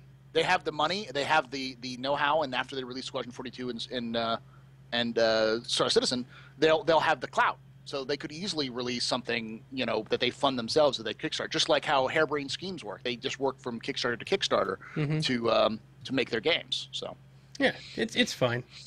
Okay, you ready? We started at 1 hour or 45. Yeah, 1 hour and 15 minutes ago, I guess. Right? Yeah, Doesn't hour and seem 15 like minutes. it. Yeah, we just go with we talk and talk. Yeah, we've been fapping to, Star Citizen the whole time. Real quick before we go on with the questions, we do have a Merlin we're giving away. I'm giving Merlin away every 20 minutes to the end of the cast. So if you want to get in that, type in #Merlin. I guess I can start with the questions. You want me to go and fire these off here? And I'll be giving away a. Oh yeah, that's right. We're giving away a skin too. So explain that skin because it goes on your ship for. It's the Electro Skull's hull skin. I think it gets on it and it changes the hull based on what you desire. I believe it's kind of like the chameleon one, if I think it was, or it's just a fancy skin. It's a skin that you can put on your ships. Yeah, it's not out yet. It's $5 skin, and it supports the game. Yeah, it's We Got Your Back is what it's called. So it's what a lot of people have been buying to kind of support Star Citizen after they already purchased their packages. Big thing on Twitter right now, I got your back, and that's what it is. You buy the skin and you tweet, "I got your back." And if 900,000 people bought a $5 skin, look at it. Yeah, that's a lot of money. That's a lot of money. All right, so question number 1. This one is from Headclot. By the way, guys, type in ! question in chat, and it will give you a link to you can ask a question. All right, do you think that boarding at Idris will be a nightmare? Yes, no, why? What do you guys think? Wait, wait, like as far as hostile or just landing? I would say hostile. Yeah, I mean just landing. Good luck. Yeah. Yeah. It's like a porcupine with guns. Yeah, it depends on how many people you have. Yeah, you better have a caterpillar filled with angry. And lots of skilled crew. We had Chris Roberts answer this question to us live when we went to Bar Citizen at South by Southwest and PAX South. We asked that same question because me, Squirrel, a bunch of us were Idris owners. We said, "Hey, Chris Roberts, we want to know this question, okay?" A lot of people asked us, "Well, what happens if 5 retaliators come bearing down on Idris? How are we supposed to defend that?" He said, he kind of laughed at it. He said, "I don't think y'all realize the Idris is going to have so much shielding and armament on it. It's going to be, you're going to have a coordinated, well-coordinated, orchestrated military might to combat it, to actually try and disable it and board it." He said it's not going to be cut and dry. It's not. He said, because I know people are scared that, hey, you got this big ship floating out there that's a big target. He said, yeah, you could have 5 retaliators bearing down on it, but it's not even going to touch it hardly. He said it's going to take some effort to take it down. Trust me on that. The shielding is totally different on it. He said the armor, the shoulder plating on it. He said it's a different animal. So he said, I'll put y'all's mind at ease now. It's not going to be an easy target to take down, especially when we do scenarios unlike capture the Idris. You're going to have a well orchestrated group of people with many different types of ships, because you're going to have to be able to make sure that the crew on there is distracted enough to where you can insert a strike team. I mean, that thing better be powerful. For how much is it? 1,200? Yeah, exactly. 1,000? On the flip side, if you have a crew that's retarded on an Idris, then you should be able to take an Idris pretty easily. Or if you're soloing and you have nothing but AI, it's gonna Then you're kind of like it'll probably take some good bashing. Real quick, pause. You Darkstar 100, you have to type in exclamation point claim. You have 1 minute to type in exclamation point claim. Otherwise, it goes to the next person. So Darkstar 100, type in exclamation point claim. Remember, guys, you have 1 minute to do that. After, if you type in when you didn't claim, like Clifford just did, you get timed out for 1 minute and you won't be able to claim it. So don't claim it. I'm not trying to enter. If you don't want to buy that? You want that shift, Clifford? All right, Darkstar got it. All right, congratulations, Darkstar. I'm going to send you a little bit of a message, and then you can just reply to me later. You know what? Did I just see a black actor in here? I thought they didn't hire black people. They don't. No, they hate black people. Sandy. Oh, he was acting in it? Oh shit, man! Right, the sources were spot on, weren't they? Let me get the next question out, and I'll send this over here. Next question from Headclot. Do you think Star Citizen has the ability to be the next World of Warcraft in terms of success? Yes. Oh yeah. 100%. Yes. I would hope so. No. I think it's going to be the new World of Warcraft space version. I'm going to say no, and I'll explain it in a second. But you guys go ahead and tell me what you're thinking. I was going to say the only reason why I don't think it can be the case is because World of Warcraft came out and it could run on anything at the time. It was one of those games that was so very low definition that I didn't think of that. It wasn't very taxing, and so as a result, anyone could get it because there's a barrier of entry in terms of having a good rig. Not everyone's going to get it. And as a result, a lot of the gamers in Asia won't play it because they can only play on those like those internet cafes and those kind of things. Yeah, that's a real good point, and also the brain power to play all the different aspects of the game, and it's not just PvP, go out, kill someone, come back, claim a reward, and sell gold. Yeah, it's a lot more complicated. And you can't control the economy. He done said that we're a very small percentage of the economy. So yeah, I redact my. All right, well, I'm just because I had to send that out, and I started another giveaway. You guys can go ahead and just type in hashtag Merlin2 to get in the giveaway. Okay, so my thought is that we are past the age of MMOs. Okay, yeah. MMOs in general are not doing very well across the board. There's a lot of them. New ones come out with some sort of innovative stuff and really even great graphics. I'll give you an example. There's a game called Black Desert, which I play a lot of. Has the most beautiful character. Yeah, it's really beautiful characters in it. It has a lot of kind of innovation. It's a Korean game, so it's a little bit grindy, but it's a good MMO. It's a good solid MMO. If it had come out the way it looks like right now, about the time that World of Warcraft was half done, it would have killed World of Warcraft. But now, I think MMOs in general are kind of dying down. Now, this game is more of a sim MMO. I think it's going to be quite niche, but I'm really hoping, and this is something that I was going to talk about this earlier. We're all really into this game, right? We're really, really obviously in this game. I've done a podcast now for over. We just did past our 2-year anniversary, right? So I'm definitely invested in this game. I'm invested in this game more than I've invested in any other game, and I hope that it will entice me as long as World of Warcraft did, because I've played World of Warcraft for 1,000 days, the 1,024-hour period. So it's the most long-played game I've ever played. I'm really hoping that this game will do that for me, but I don't know. But anyway, so that's why I don't know if it will ever beat out World of Warcraft, but I do think it has potential to be one of the best MMOs ever made. I would say that it's not World of Warcraft. It has its potential to be, what was that? The one that Warcraft copied off of? EverQuest. Yeah.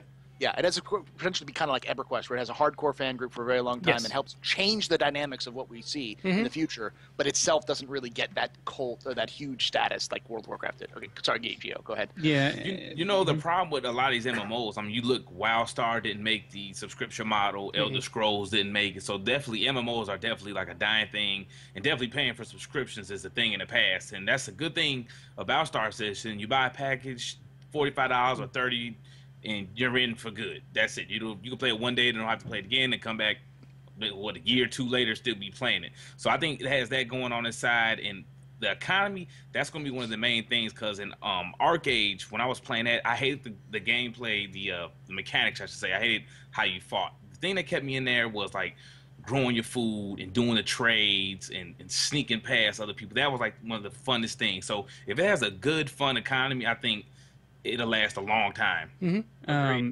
Yeah, one thing I think I think Star Citizen for me kind of mirror images a lot, and people laugh, but I keep bringing it up. But like Final Fantasy XIV, when they went back and reimagined, when Yoshi P went back and reimagined that game, okay, he had a set goal, 500,000 players.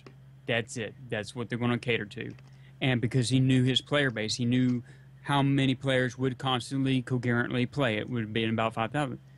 It went to 600,000, and it's held between that range ever since, because he never overshoot his business model. If they build this up to 900,000, it will probably always stay in the 900,000 to 800,000 range for a long, long time.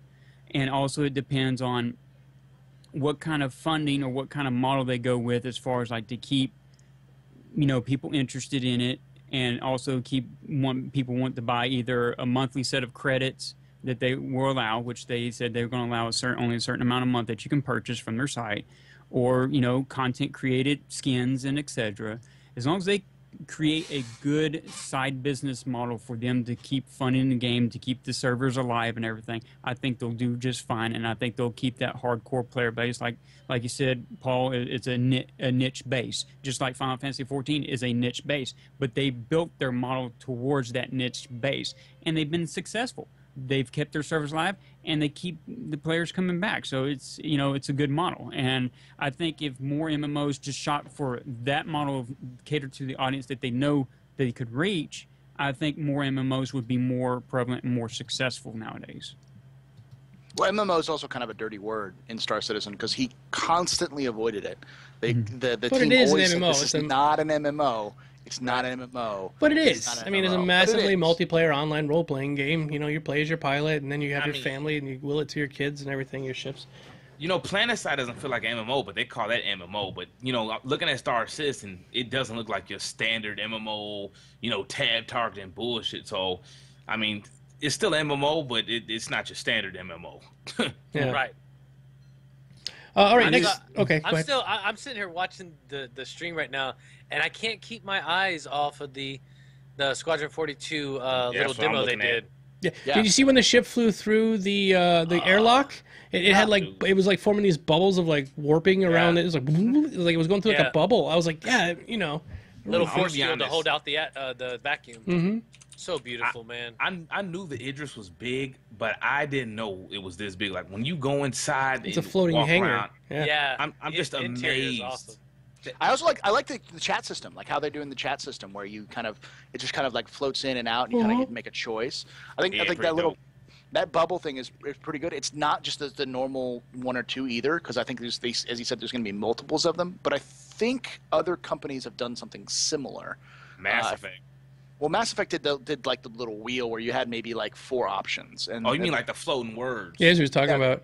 There was one that came out for the PS3 or PS4. I can't remember the name of it. Was basically a movie. Heavy Rain or Heavy Rain. Yeah, Mm-hmm. Heavy Rain did something very similar with that. So yeah, but I think when he's talking about it being organic, that having it like that instead of an actual wheel or something, it doesn't because you could just walk away and then would go away. The words would go away. You couldn't. Yeah. You could. I think the idea is that you could answer those 2 answers, or you could just say nothing and just walk. And then the characters would react like that, like, okay, whatever, Mr. Shot, Mm-hmm. Dickhead. Yeah. Yeah, I'm gonna be a complete asshat like I did in Mass Effect. I'm gonna go on to the next question. We got a lot of them coming in now. By the way, guys, exclamation point question. You get a link to a form. You can put it in. Okay. Next question from Headcloud here. Who thought that Sandy was going to resign here in the speech to the backers? All of us, I think. I didn't see it, so I'm going to watch it. I was so worried. I was so worried that she was going to. I was like, please, Sandy, don't do it. Oh my God. I was the reason why I 100% thought. convinced. Yeah, because she said something a few weeks ago where she said, well, train someone, an assistant for her job or whatever. Yep. So that's why I thought she was leaving. I was like, okay, well, she already said this a few weeks ago, but Miko, you said that she was just being an assistant. Yeah. Well, what it is if you look on their site, they're getting a marketing manager and an assistant marketing manager because she's still always going to be the VP of marketing. Yeah. But this will have She needs more help. Yeah, she basically would say, hey, here's an idea, here's a couple ideas. Can you go talk to these different companies and let them do a lot of the grunt work where she's making other calls, trying to make other contents and stuff like that, and probably also. As someone who worked in marketing, I can tell you what their job is probably what I used to do, which is, hey, can you find us a client, or we've got this issue with this client, we need to talk to these suppliers or whatever, can you go talk to these people about it? It's also could be things like, hey, we need to have someone talk to Gamer Nexus because they want an interview. Can you go talk with them, or can we have someone who can go out to all these conventions and set up a booth and stand there? Because Sandy's got other shit to do. Mm-hmm. You know, she's got things she's got to do. She also has a kid, so I'm sure she needs help, and she also has to run the community team, and she's got a lot of other stuff that goes on. Yeah. So this is basically someone who's in charge of marketing now that they're getting towards that phase of this is coming to be a thing. And so now you have to start talking to the media. Now you have to start dealing with streamers. You have to start dealing with YouTubers and getting early access to this. Like if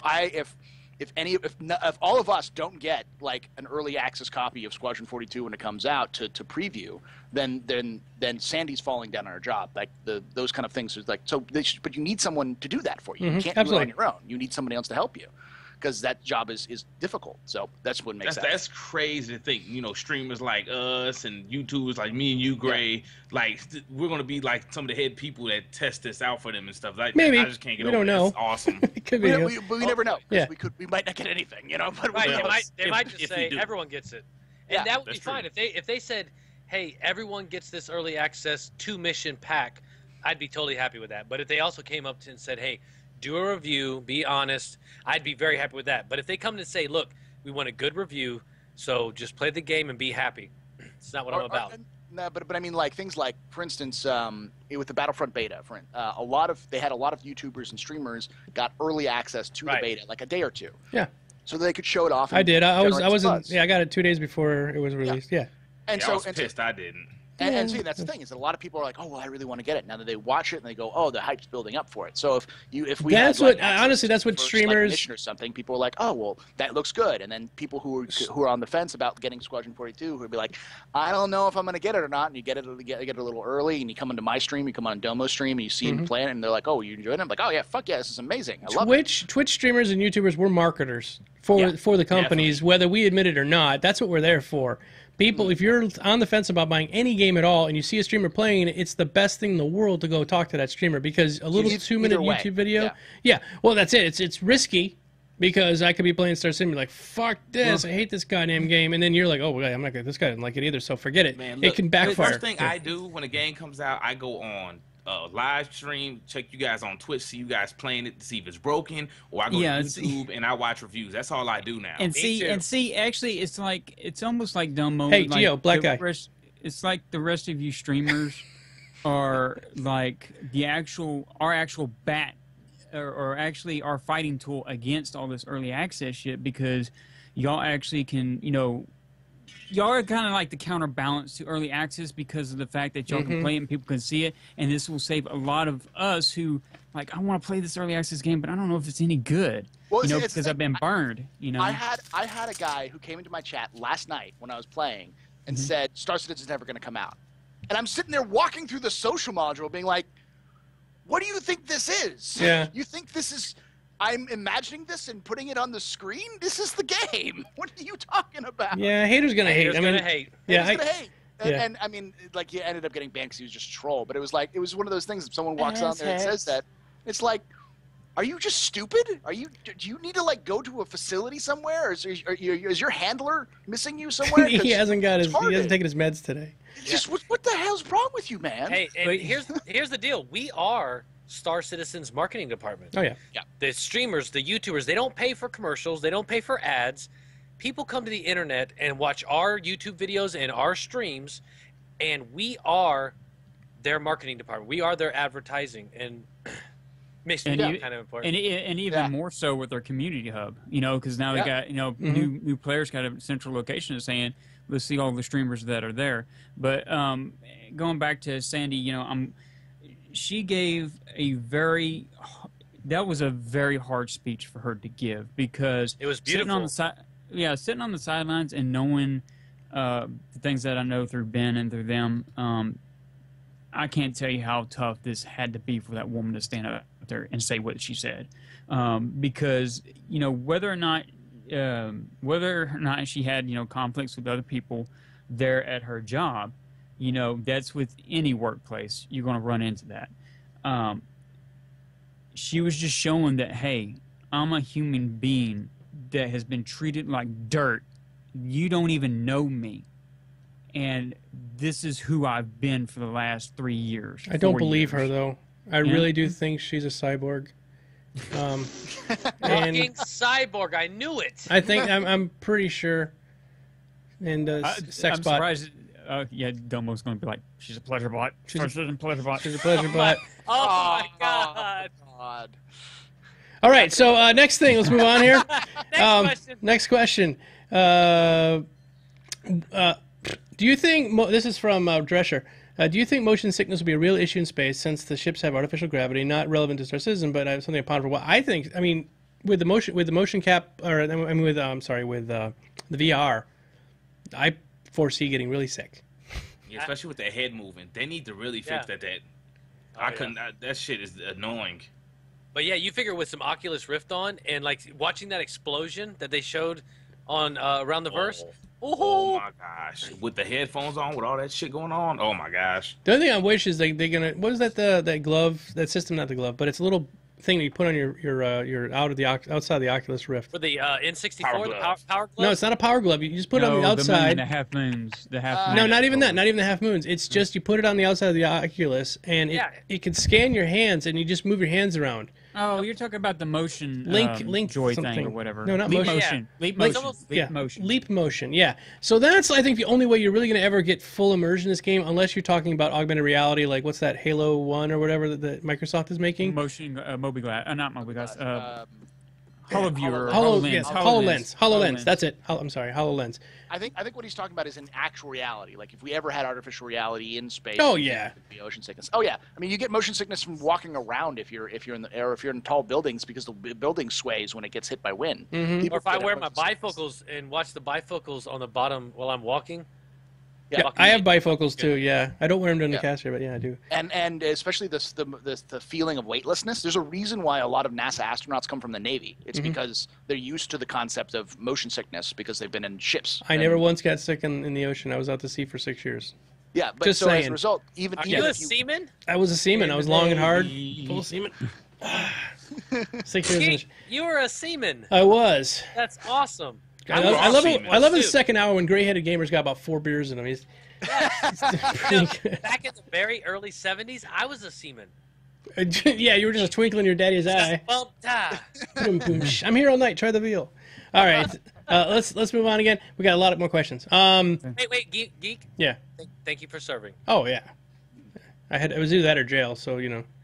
All right. So how are we feeling about LTI sales again? Fuck LTI. Let it go, man. I don't care. It's done with it. It doesn't bother me. I mean, it brings them in money.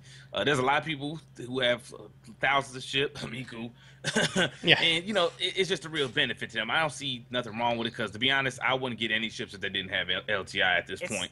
But, Gio, it's not a game changer, right? No. Yeah, they say that. It's just going to be tiny, so... Well, and plus these ships... that have LTI, they have this basic weapons on it. Well, when you put the other weapons on, you're going to have to add insurance. You're going to have to put insurance on those anyway. So it's like, Elite Dangerous does this very well. It's basically like you get a ship, you get the basic weapons, you get the basic hull. When you want to rebuy the ship, you have a choice of either buying the hull or buying the rebuying the hull and the weapons. And the difference between the hull and the weapons is sometimes several million credits. So like you just get a basic ship which may cost 2 million credits, but all the upgrades combined are like 10 million. So yes, the basic ship is going to be important, but the biggest, most expensive thing of the ship is the upgrades that you purchase on. Yep. So it doesn't matter. Like the LTI is, I mean, it's a nice thing to have. It doesn't really matter. It's one less thing to worry about. It is one less thing to worry about, but and if people want to buy it, fine, let them buy it. I think if they want to spend millions of dollars or extra money on that on just LTI, they're stupid.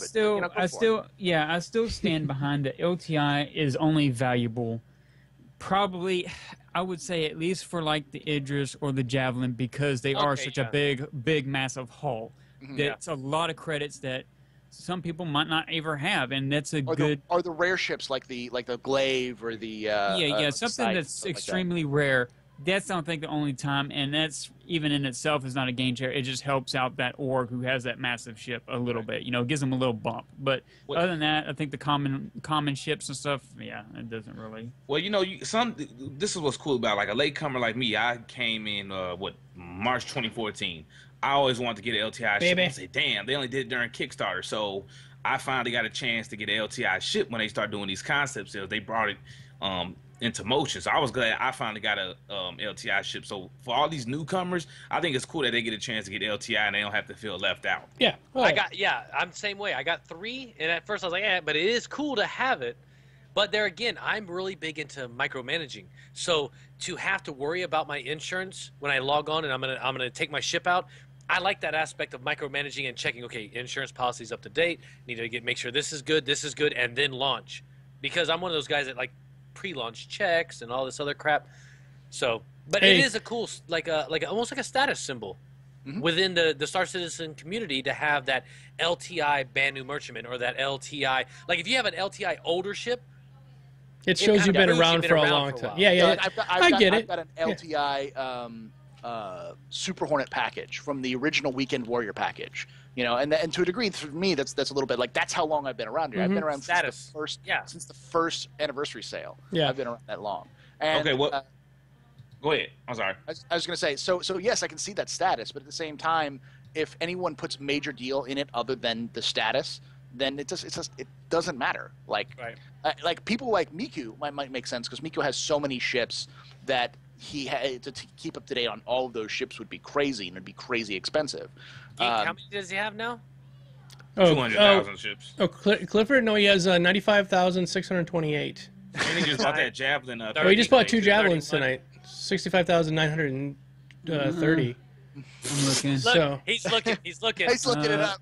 He has the reason he's looking it up, everybody. He has a spreadsheet because he forgot how many ships he's got and which ones he has. I'm not shitting you at all. Right he now, has it's every ship. He is Star Citizen Noah. Right now, it's sitting at 116. 116 ships. So that's pitiful. Okay, let's move on. This is a question. Wait, one more thing. Yeah, okay. Now with the Life LTI, do y'all think it would be beneficial for a ship like the Endeavor with all the modular pods? If you had all of them, plus you had LTI on that. Now think about trying to have all those parts insured on top of the ship. You don't think it'll be a benefit then? Oh, hold on, real quick. Pause. Stop. Stumpy Pershaw. Stumpy. You got 1 minute to type in exclamation point claim. Everybody else, if you type in claim and times you out for a minute, you'll never get your thing. If he misses it, it's going to go to somebody else. So don't type in claim unless you're Stumpy. Go ahead, Stumpy. Type it in and then. Stumpy. Yep. Good luck. Continue on. I'm sorry. I don't think it'll be a huge thing. I still think it'll be a small thing in comparison because even though you have LTI, it'll make it a little bit more palatable to lose a ship like that. But if you're bringing an Endeavor into Banu or into Vanduul space, then you're an idiot.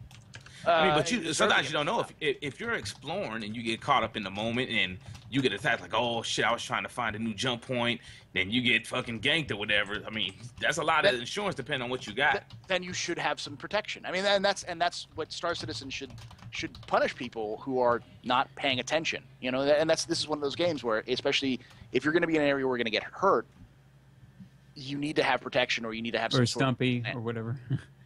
Congratulations. Okay, he has claimed it. Yeah, he claimed it. Okay, Stumpy. I couldn't pronounce him. Stumpy Perpishaw or whatever. Okay. Yeah, he claimed it. We're gonna do another one real quick. Go ahead and continue on, guys. Well, actually, this. What was the next question? Congrats, Stumpy. Yeah. Okay. I was just saying that people who were getting grumpy about the you guys still talking the LTI earlier about when the Starfarer came out.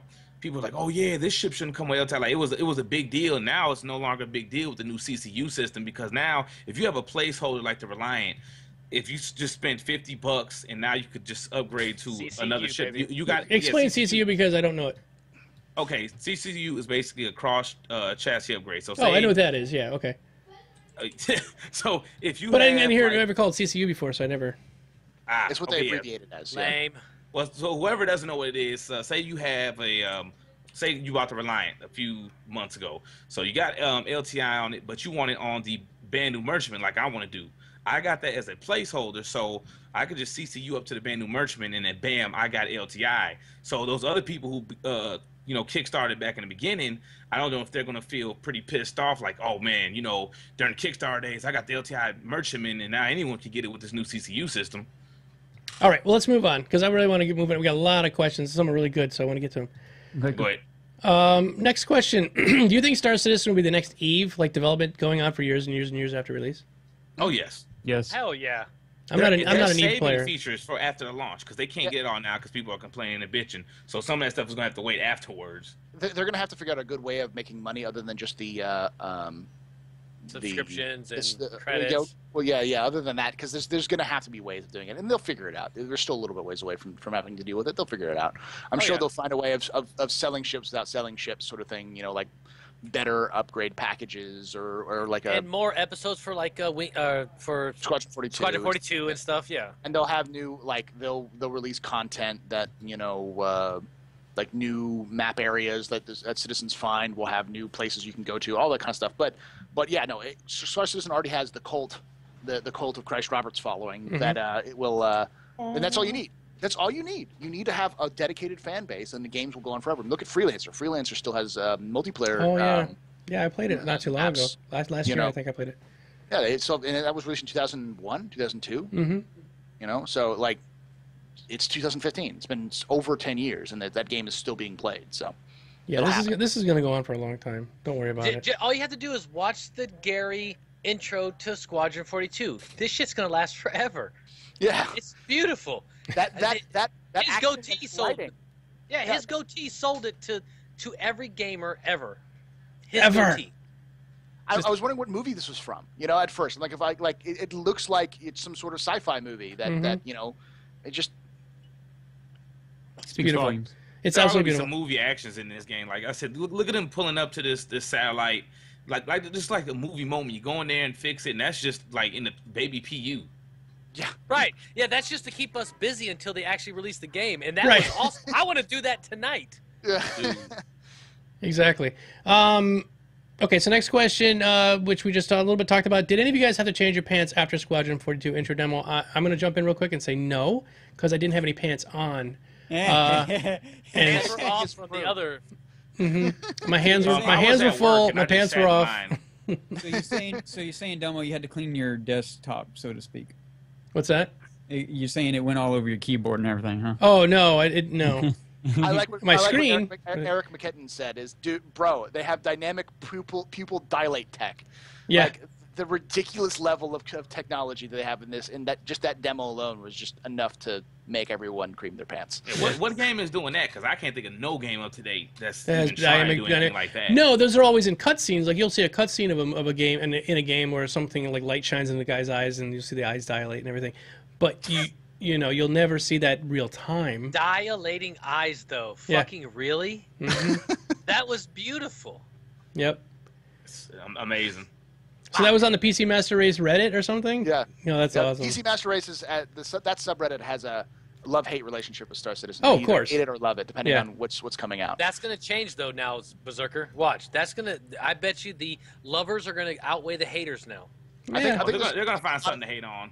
I think a lot of people who've been waiting, just the wait and see attitude, they're starting to see, and they're going to say, "Okay, I start to see this. I'm seeing." Welcome to our world now. Welcome to we've been talking about for 3 years. You know what's crazy? Console dudes found their way onto the Star Citizen Reddit forums and were arguing on my post about some fucking console shit. I said, "What the hell are you doing in here? What brought your ass in here to come argue about a game that your system came and run on ultra low?" Yeah, no. At first I thought that Squadron 42 might be able to run on consoles because they said it might be able to run on consoles. After seeing that cutscene, there's no fucking way that Squadron 42 is going to run on a console. And maybe maybe one frame a second, maybe. Yeah. Yeah. And I got a buddy at work, and he's always talking about the PS4. Oh, you don't understand? It's like a mini computer. I said it's like a mini computer from 2 years ago. Yeah. And then in 2 years, it's going to be outdated. What you got to understand is you can't do it's nothing but outdated make now. Yeah. Right. You can't do nothing but increase the hard drive size. That's it. And you're fucked. Battlefront right now on that system, well, even though it's beta, Xbox One does 720p, and then PS4 does 900p. They can't run 1080p 60 frames per second. I don't understand. Like, I was streaming what it is the other problem? day, 1080p, 60 frames per second. I had a lot of people watching. I think because of that reason, because a lot of other people were on the consoles and you can't get that score. Yeah. It's beautiful And it on looks PC. beautiful on PC. It You're does. right. It falls in that same bracket when they're working on Need for Speed. Need for Speed got delayed on PC because they got to do a rework on the coding to do 60 frames per second because they said there's no way we can release this on PC. And we heard the community from PC, the PC community said, no, we want our 60 frames or above per second. And so then some people did get butthurt because now it's delayed until next year. But they said when it comes out next year, it'll have all the DLC with it, plus do 60 frames per second and above and have the high poly res versus the consoles, they can only do up to 30 frames per second because they can't meet it. The game won't do it. Meanwhile, 4K is even getting more affordable than ever now. You could buy. I'm not going to buy any of them for a while because of that very reason. I remember when 1080p monitors came out and they were so huge money. The money for 1080p monitors. They're pretty cheap. They're cheap. Oh god, yeah. You can buy 1080p monitors for like $50, Yeah. But yeah, 4K. I'm gonna wait a little bit longer, and probably closer to the actual release of next year. I'll do 4K, and then I'll do a 980 Ti or something like that. Yeah, By that time, the 1080 is going to come out. They say when the 4K comes out, it'll drop the prices of the And then- GPUs and stuff even more, so I can and- actually afford it. And the 1080p. And then also, Domo, there is hints that NVIDIA is working on a dual GPU card at this moment. They are going to be releasing one next year. Yeah, but see, Clifford, you're at a different end of the spectrum than most people because like you're up in the extreme performance range. Like you've got We get the old shit. Yeah, we get the shit that we have to wait because 980 Ti is a very the 4K powerful monitor card. I got is only $900, and that's pretty reasonable compared Only to $900. I have four that's monitors. not bad. I know. But listen. I got 4 monitors here that didn't cost me $900, Clifford. I'm just saying. That new Asus, what was that, the 34-inch Yeah. wide, that Ultra-wide, widescreen? curved. I want that so bad. That's what I'm waiting for. Me too. Okay, Imagine so playing what's that the and next one, Star Domo? Citizen with that one. Okay, Oh, my yeah, I guess God. we'll go to the next question. Okay. I may not even need the Oculus Rift when that comes out. All right, this question is from Head Clot again. Is it just me, or does the Idris look like an escort carrier or a pocket carrier?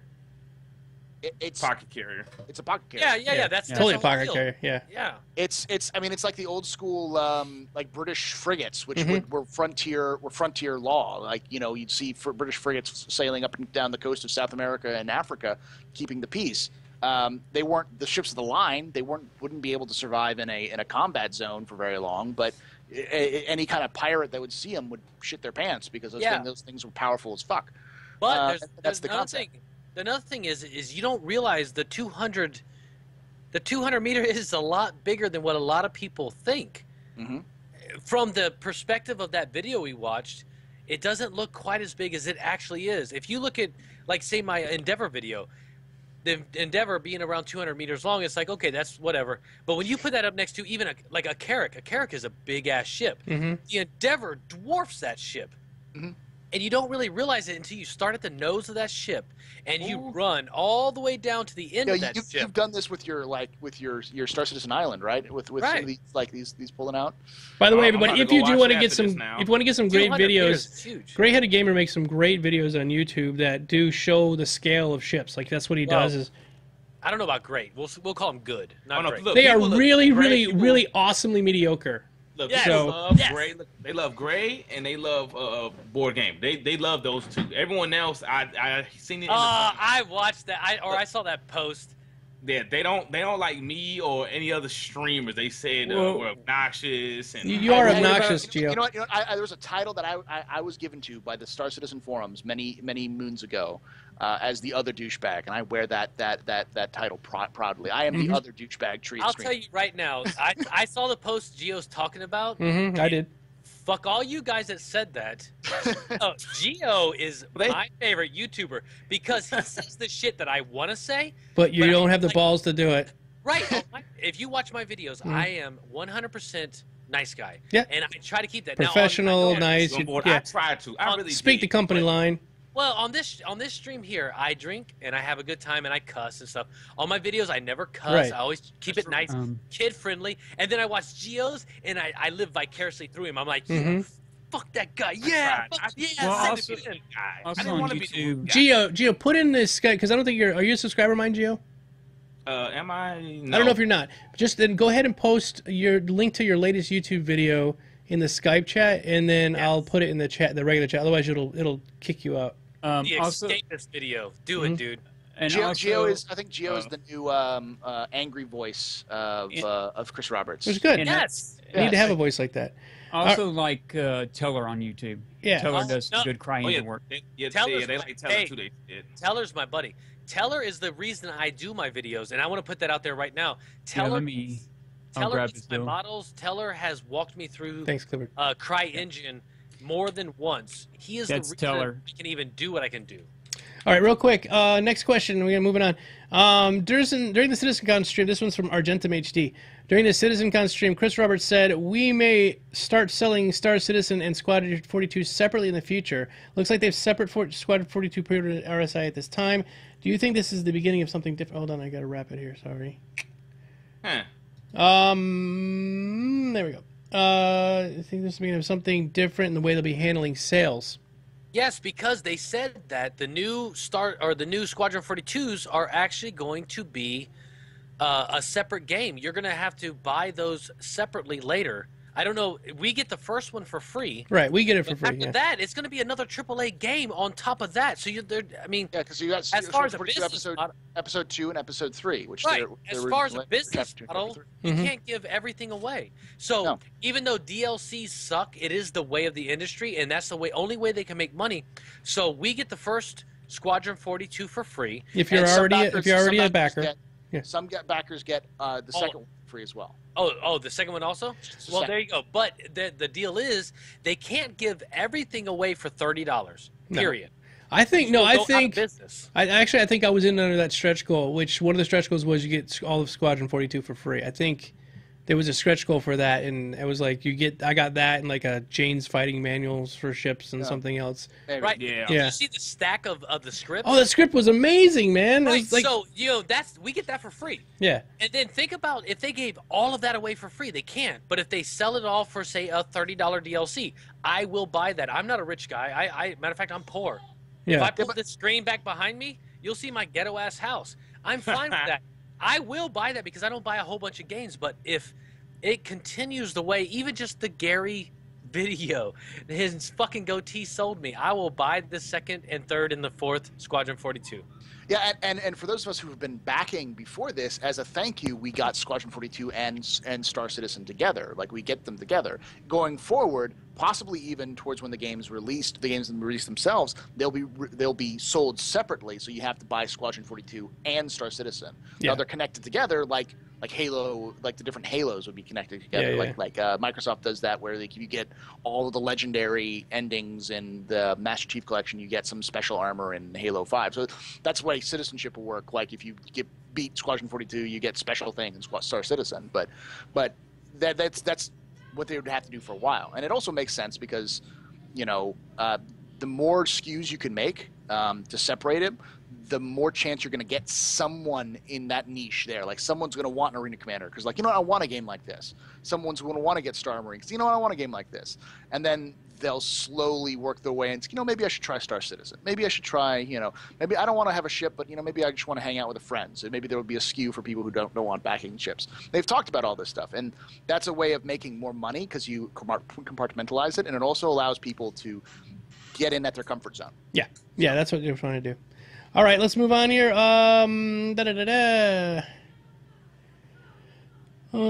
This one is from Protagoras. Is that right? Yeah, Protagoras. From what everyone is saying, earlier economy will affect the game long-term, make it better working system. What do you think about players making weapons or ships? Is it detrimental to the gameplay? Yes. I don't even know. No, Can we make no. ships? Can we build ships? No, Yeah. because they said we're only a small fraction of the economy. So Right. it doesn't matter what we make. The NPCs are going to be doing. It's about gameplay. It's not about economy. Though. Right, Because if everyone can build a ship, if I don't think it'd be everybody, but basically, you put the time in and you have the money, you can build an Idris.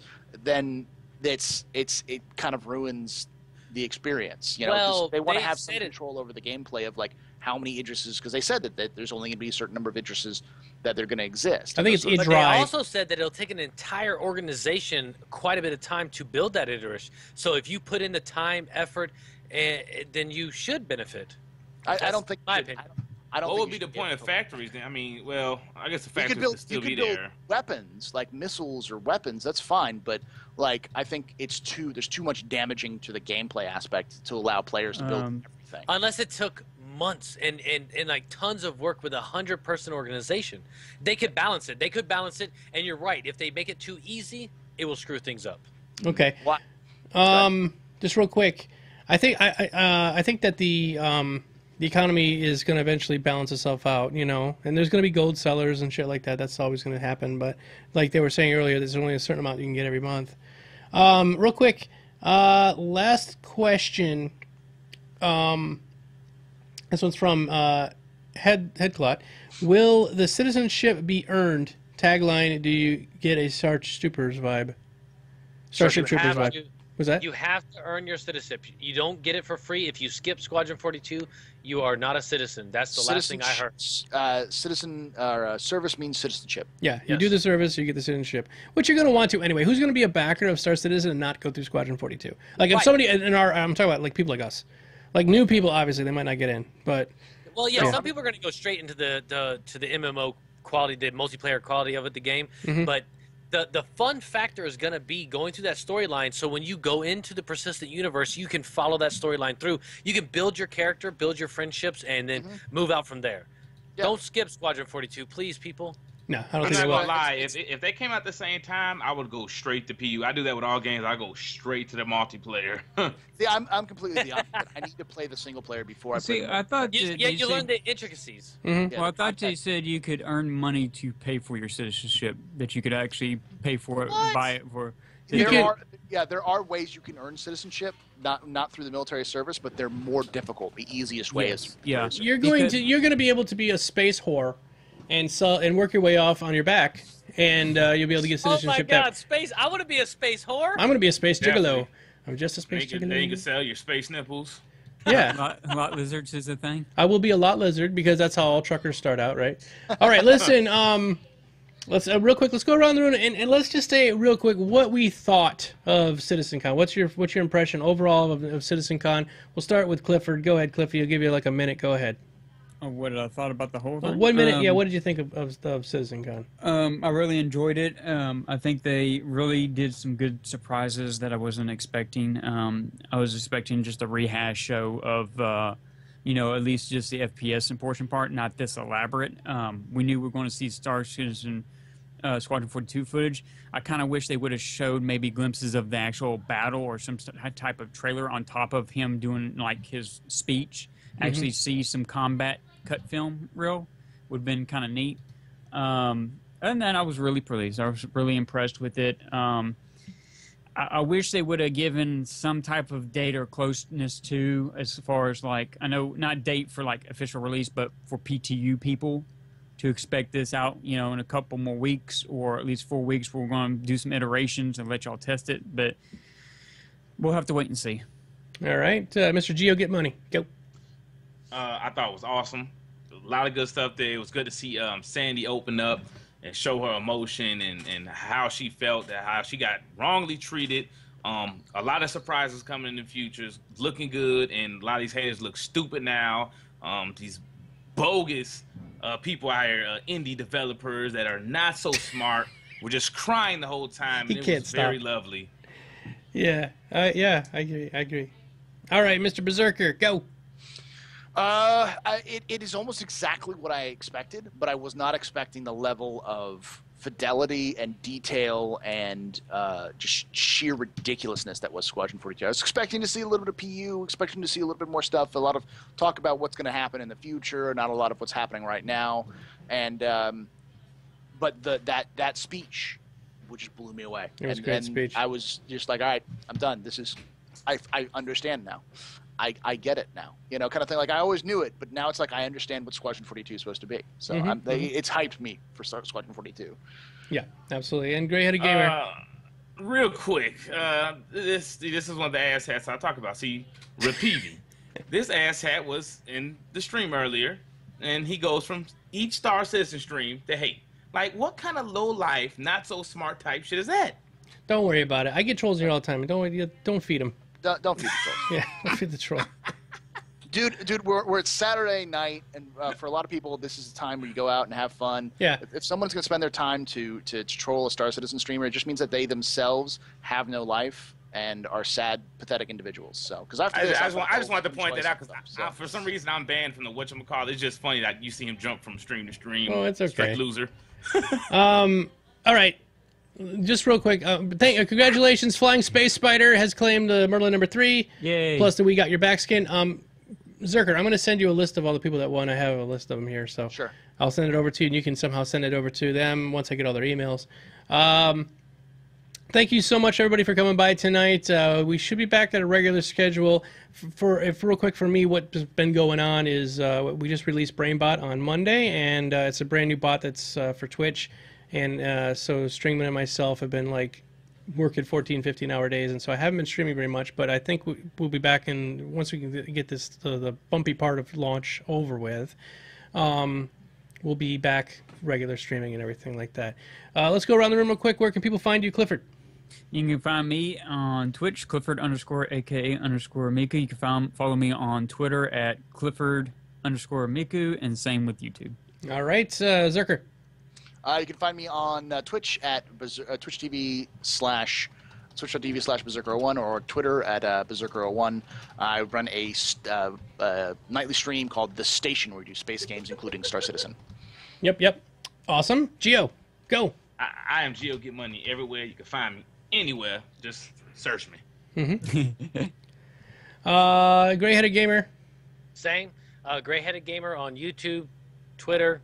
I'm not streaming yet, but I want to start. But we'll get you all learned up. Yeah, we'll get you all learned up. Yes, me and you both, Gray. We'll get you all set up. You guys should be streaming. I got a little fussy, man. I can't really stream with Mr. McFuss back there. Hey, and Geek, you didn't let me tell you what I thought about. Did I skip over you? Yes. I am totally sorry. It was an act. I'm sorry. The giveaway happened right at the moment that I was like shit. So I should. Okay. All I need. Gray-Headed Gamer, 15 go. seconds. You can have more than that. You can talk as long as you want. Here's the deal. Technically, this live stream was superb. Video, audio, everything about it was spot on. It was absolutely 100% professional, and it couldn't have came at a better time because they needed to show the world that they have their shit together. And this stream went off flawlessly. Not a single crash, not a single audio fuck up. Everything was perfect. Congratulations, CIG. It was a perfect stream at the perfect time. Yep, absolutely. Totally agree. Yeah, Crypt Shadow, what you did, but I will have this up on YouTube shortly, and it'll also be up on podcast too on iTunes. So the VOD should also be there as well, right? Yep, the VOD is there. What's that? He said it did fail because the clicker had battery problems. Oh, but that's so minor. The beginning was fucked up. If you go back to the early days, stupid clicker. You go back to the early days, man. They couldn't stream for shit. I mean, they would. God, no. Yeah, it would This crash. was their best stream. Yeah, this is like definitely getting better. So clicker's okay. That's no big deal. This is bullshit clicker. All right, guys. I only got pissed off once because the camera, the person, they didn't zoom in the full screen and they were just looking at the screen. I got pissed. I said, "What the fuck?" I don't think they wanted to show it until it was ready. All right, guys, let's get out of here. We'll see you all next week. Nice to be important. More important to be nice. See you, everybody. Bye-bye. See you in the black.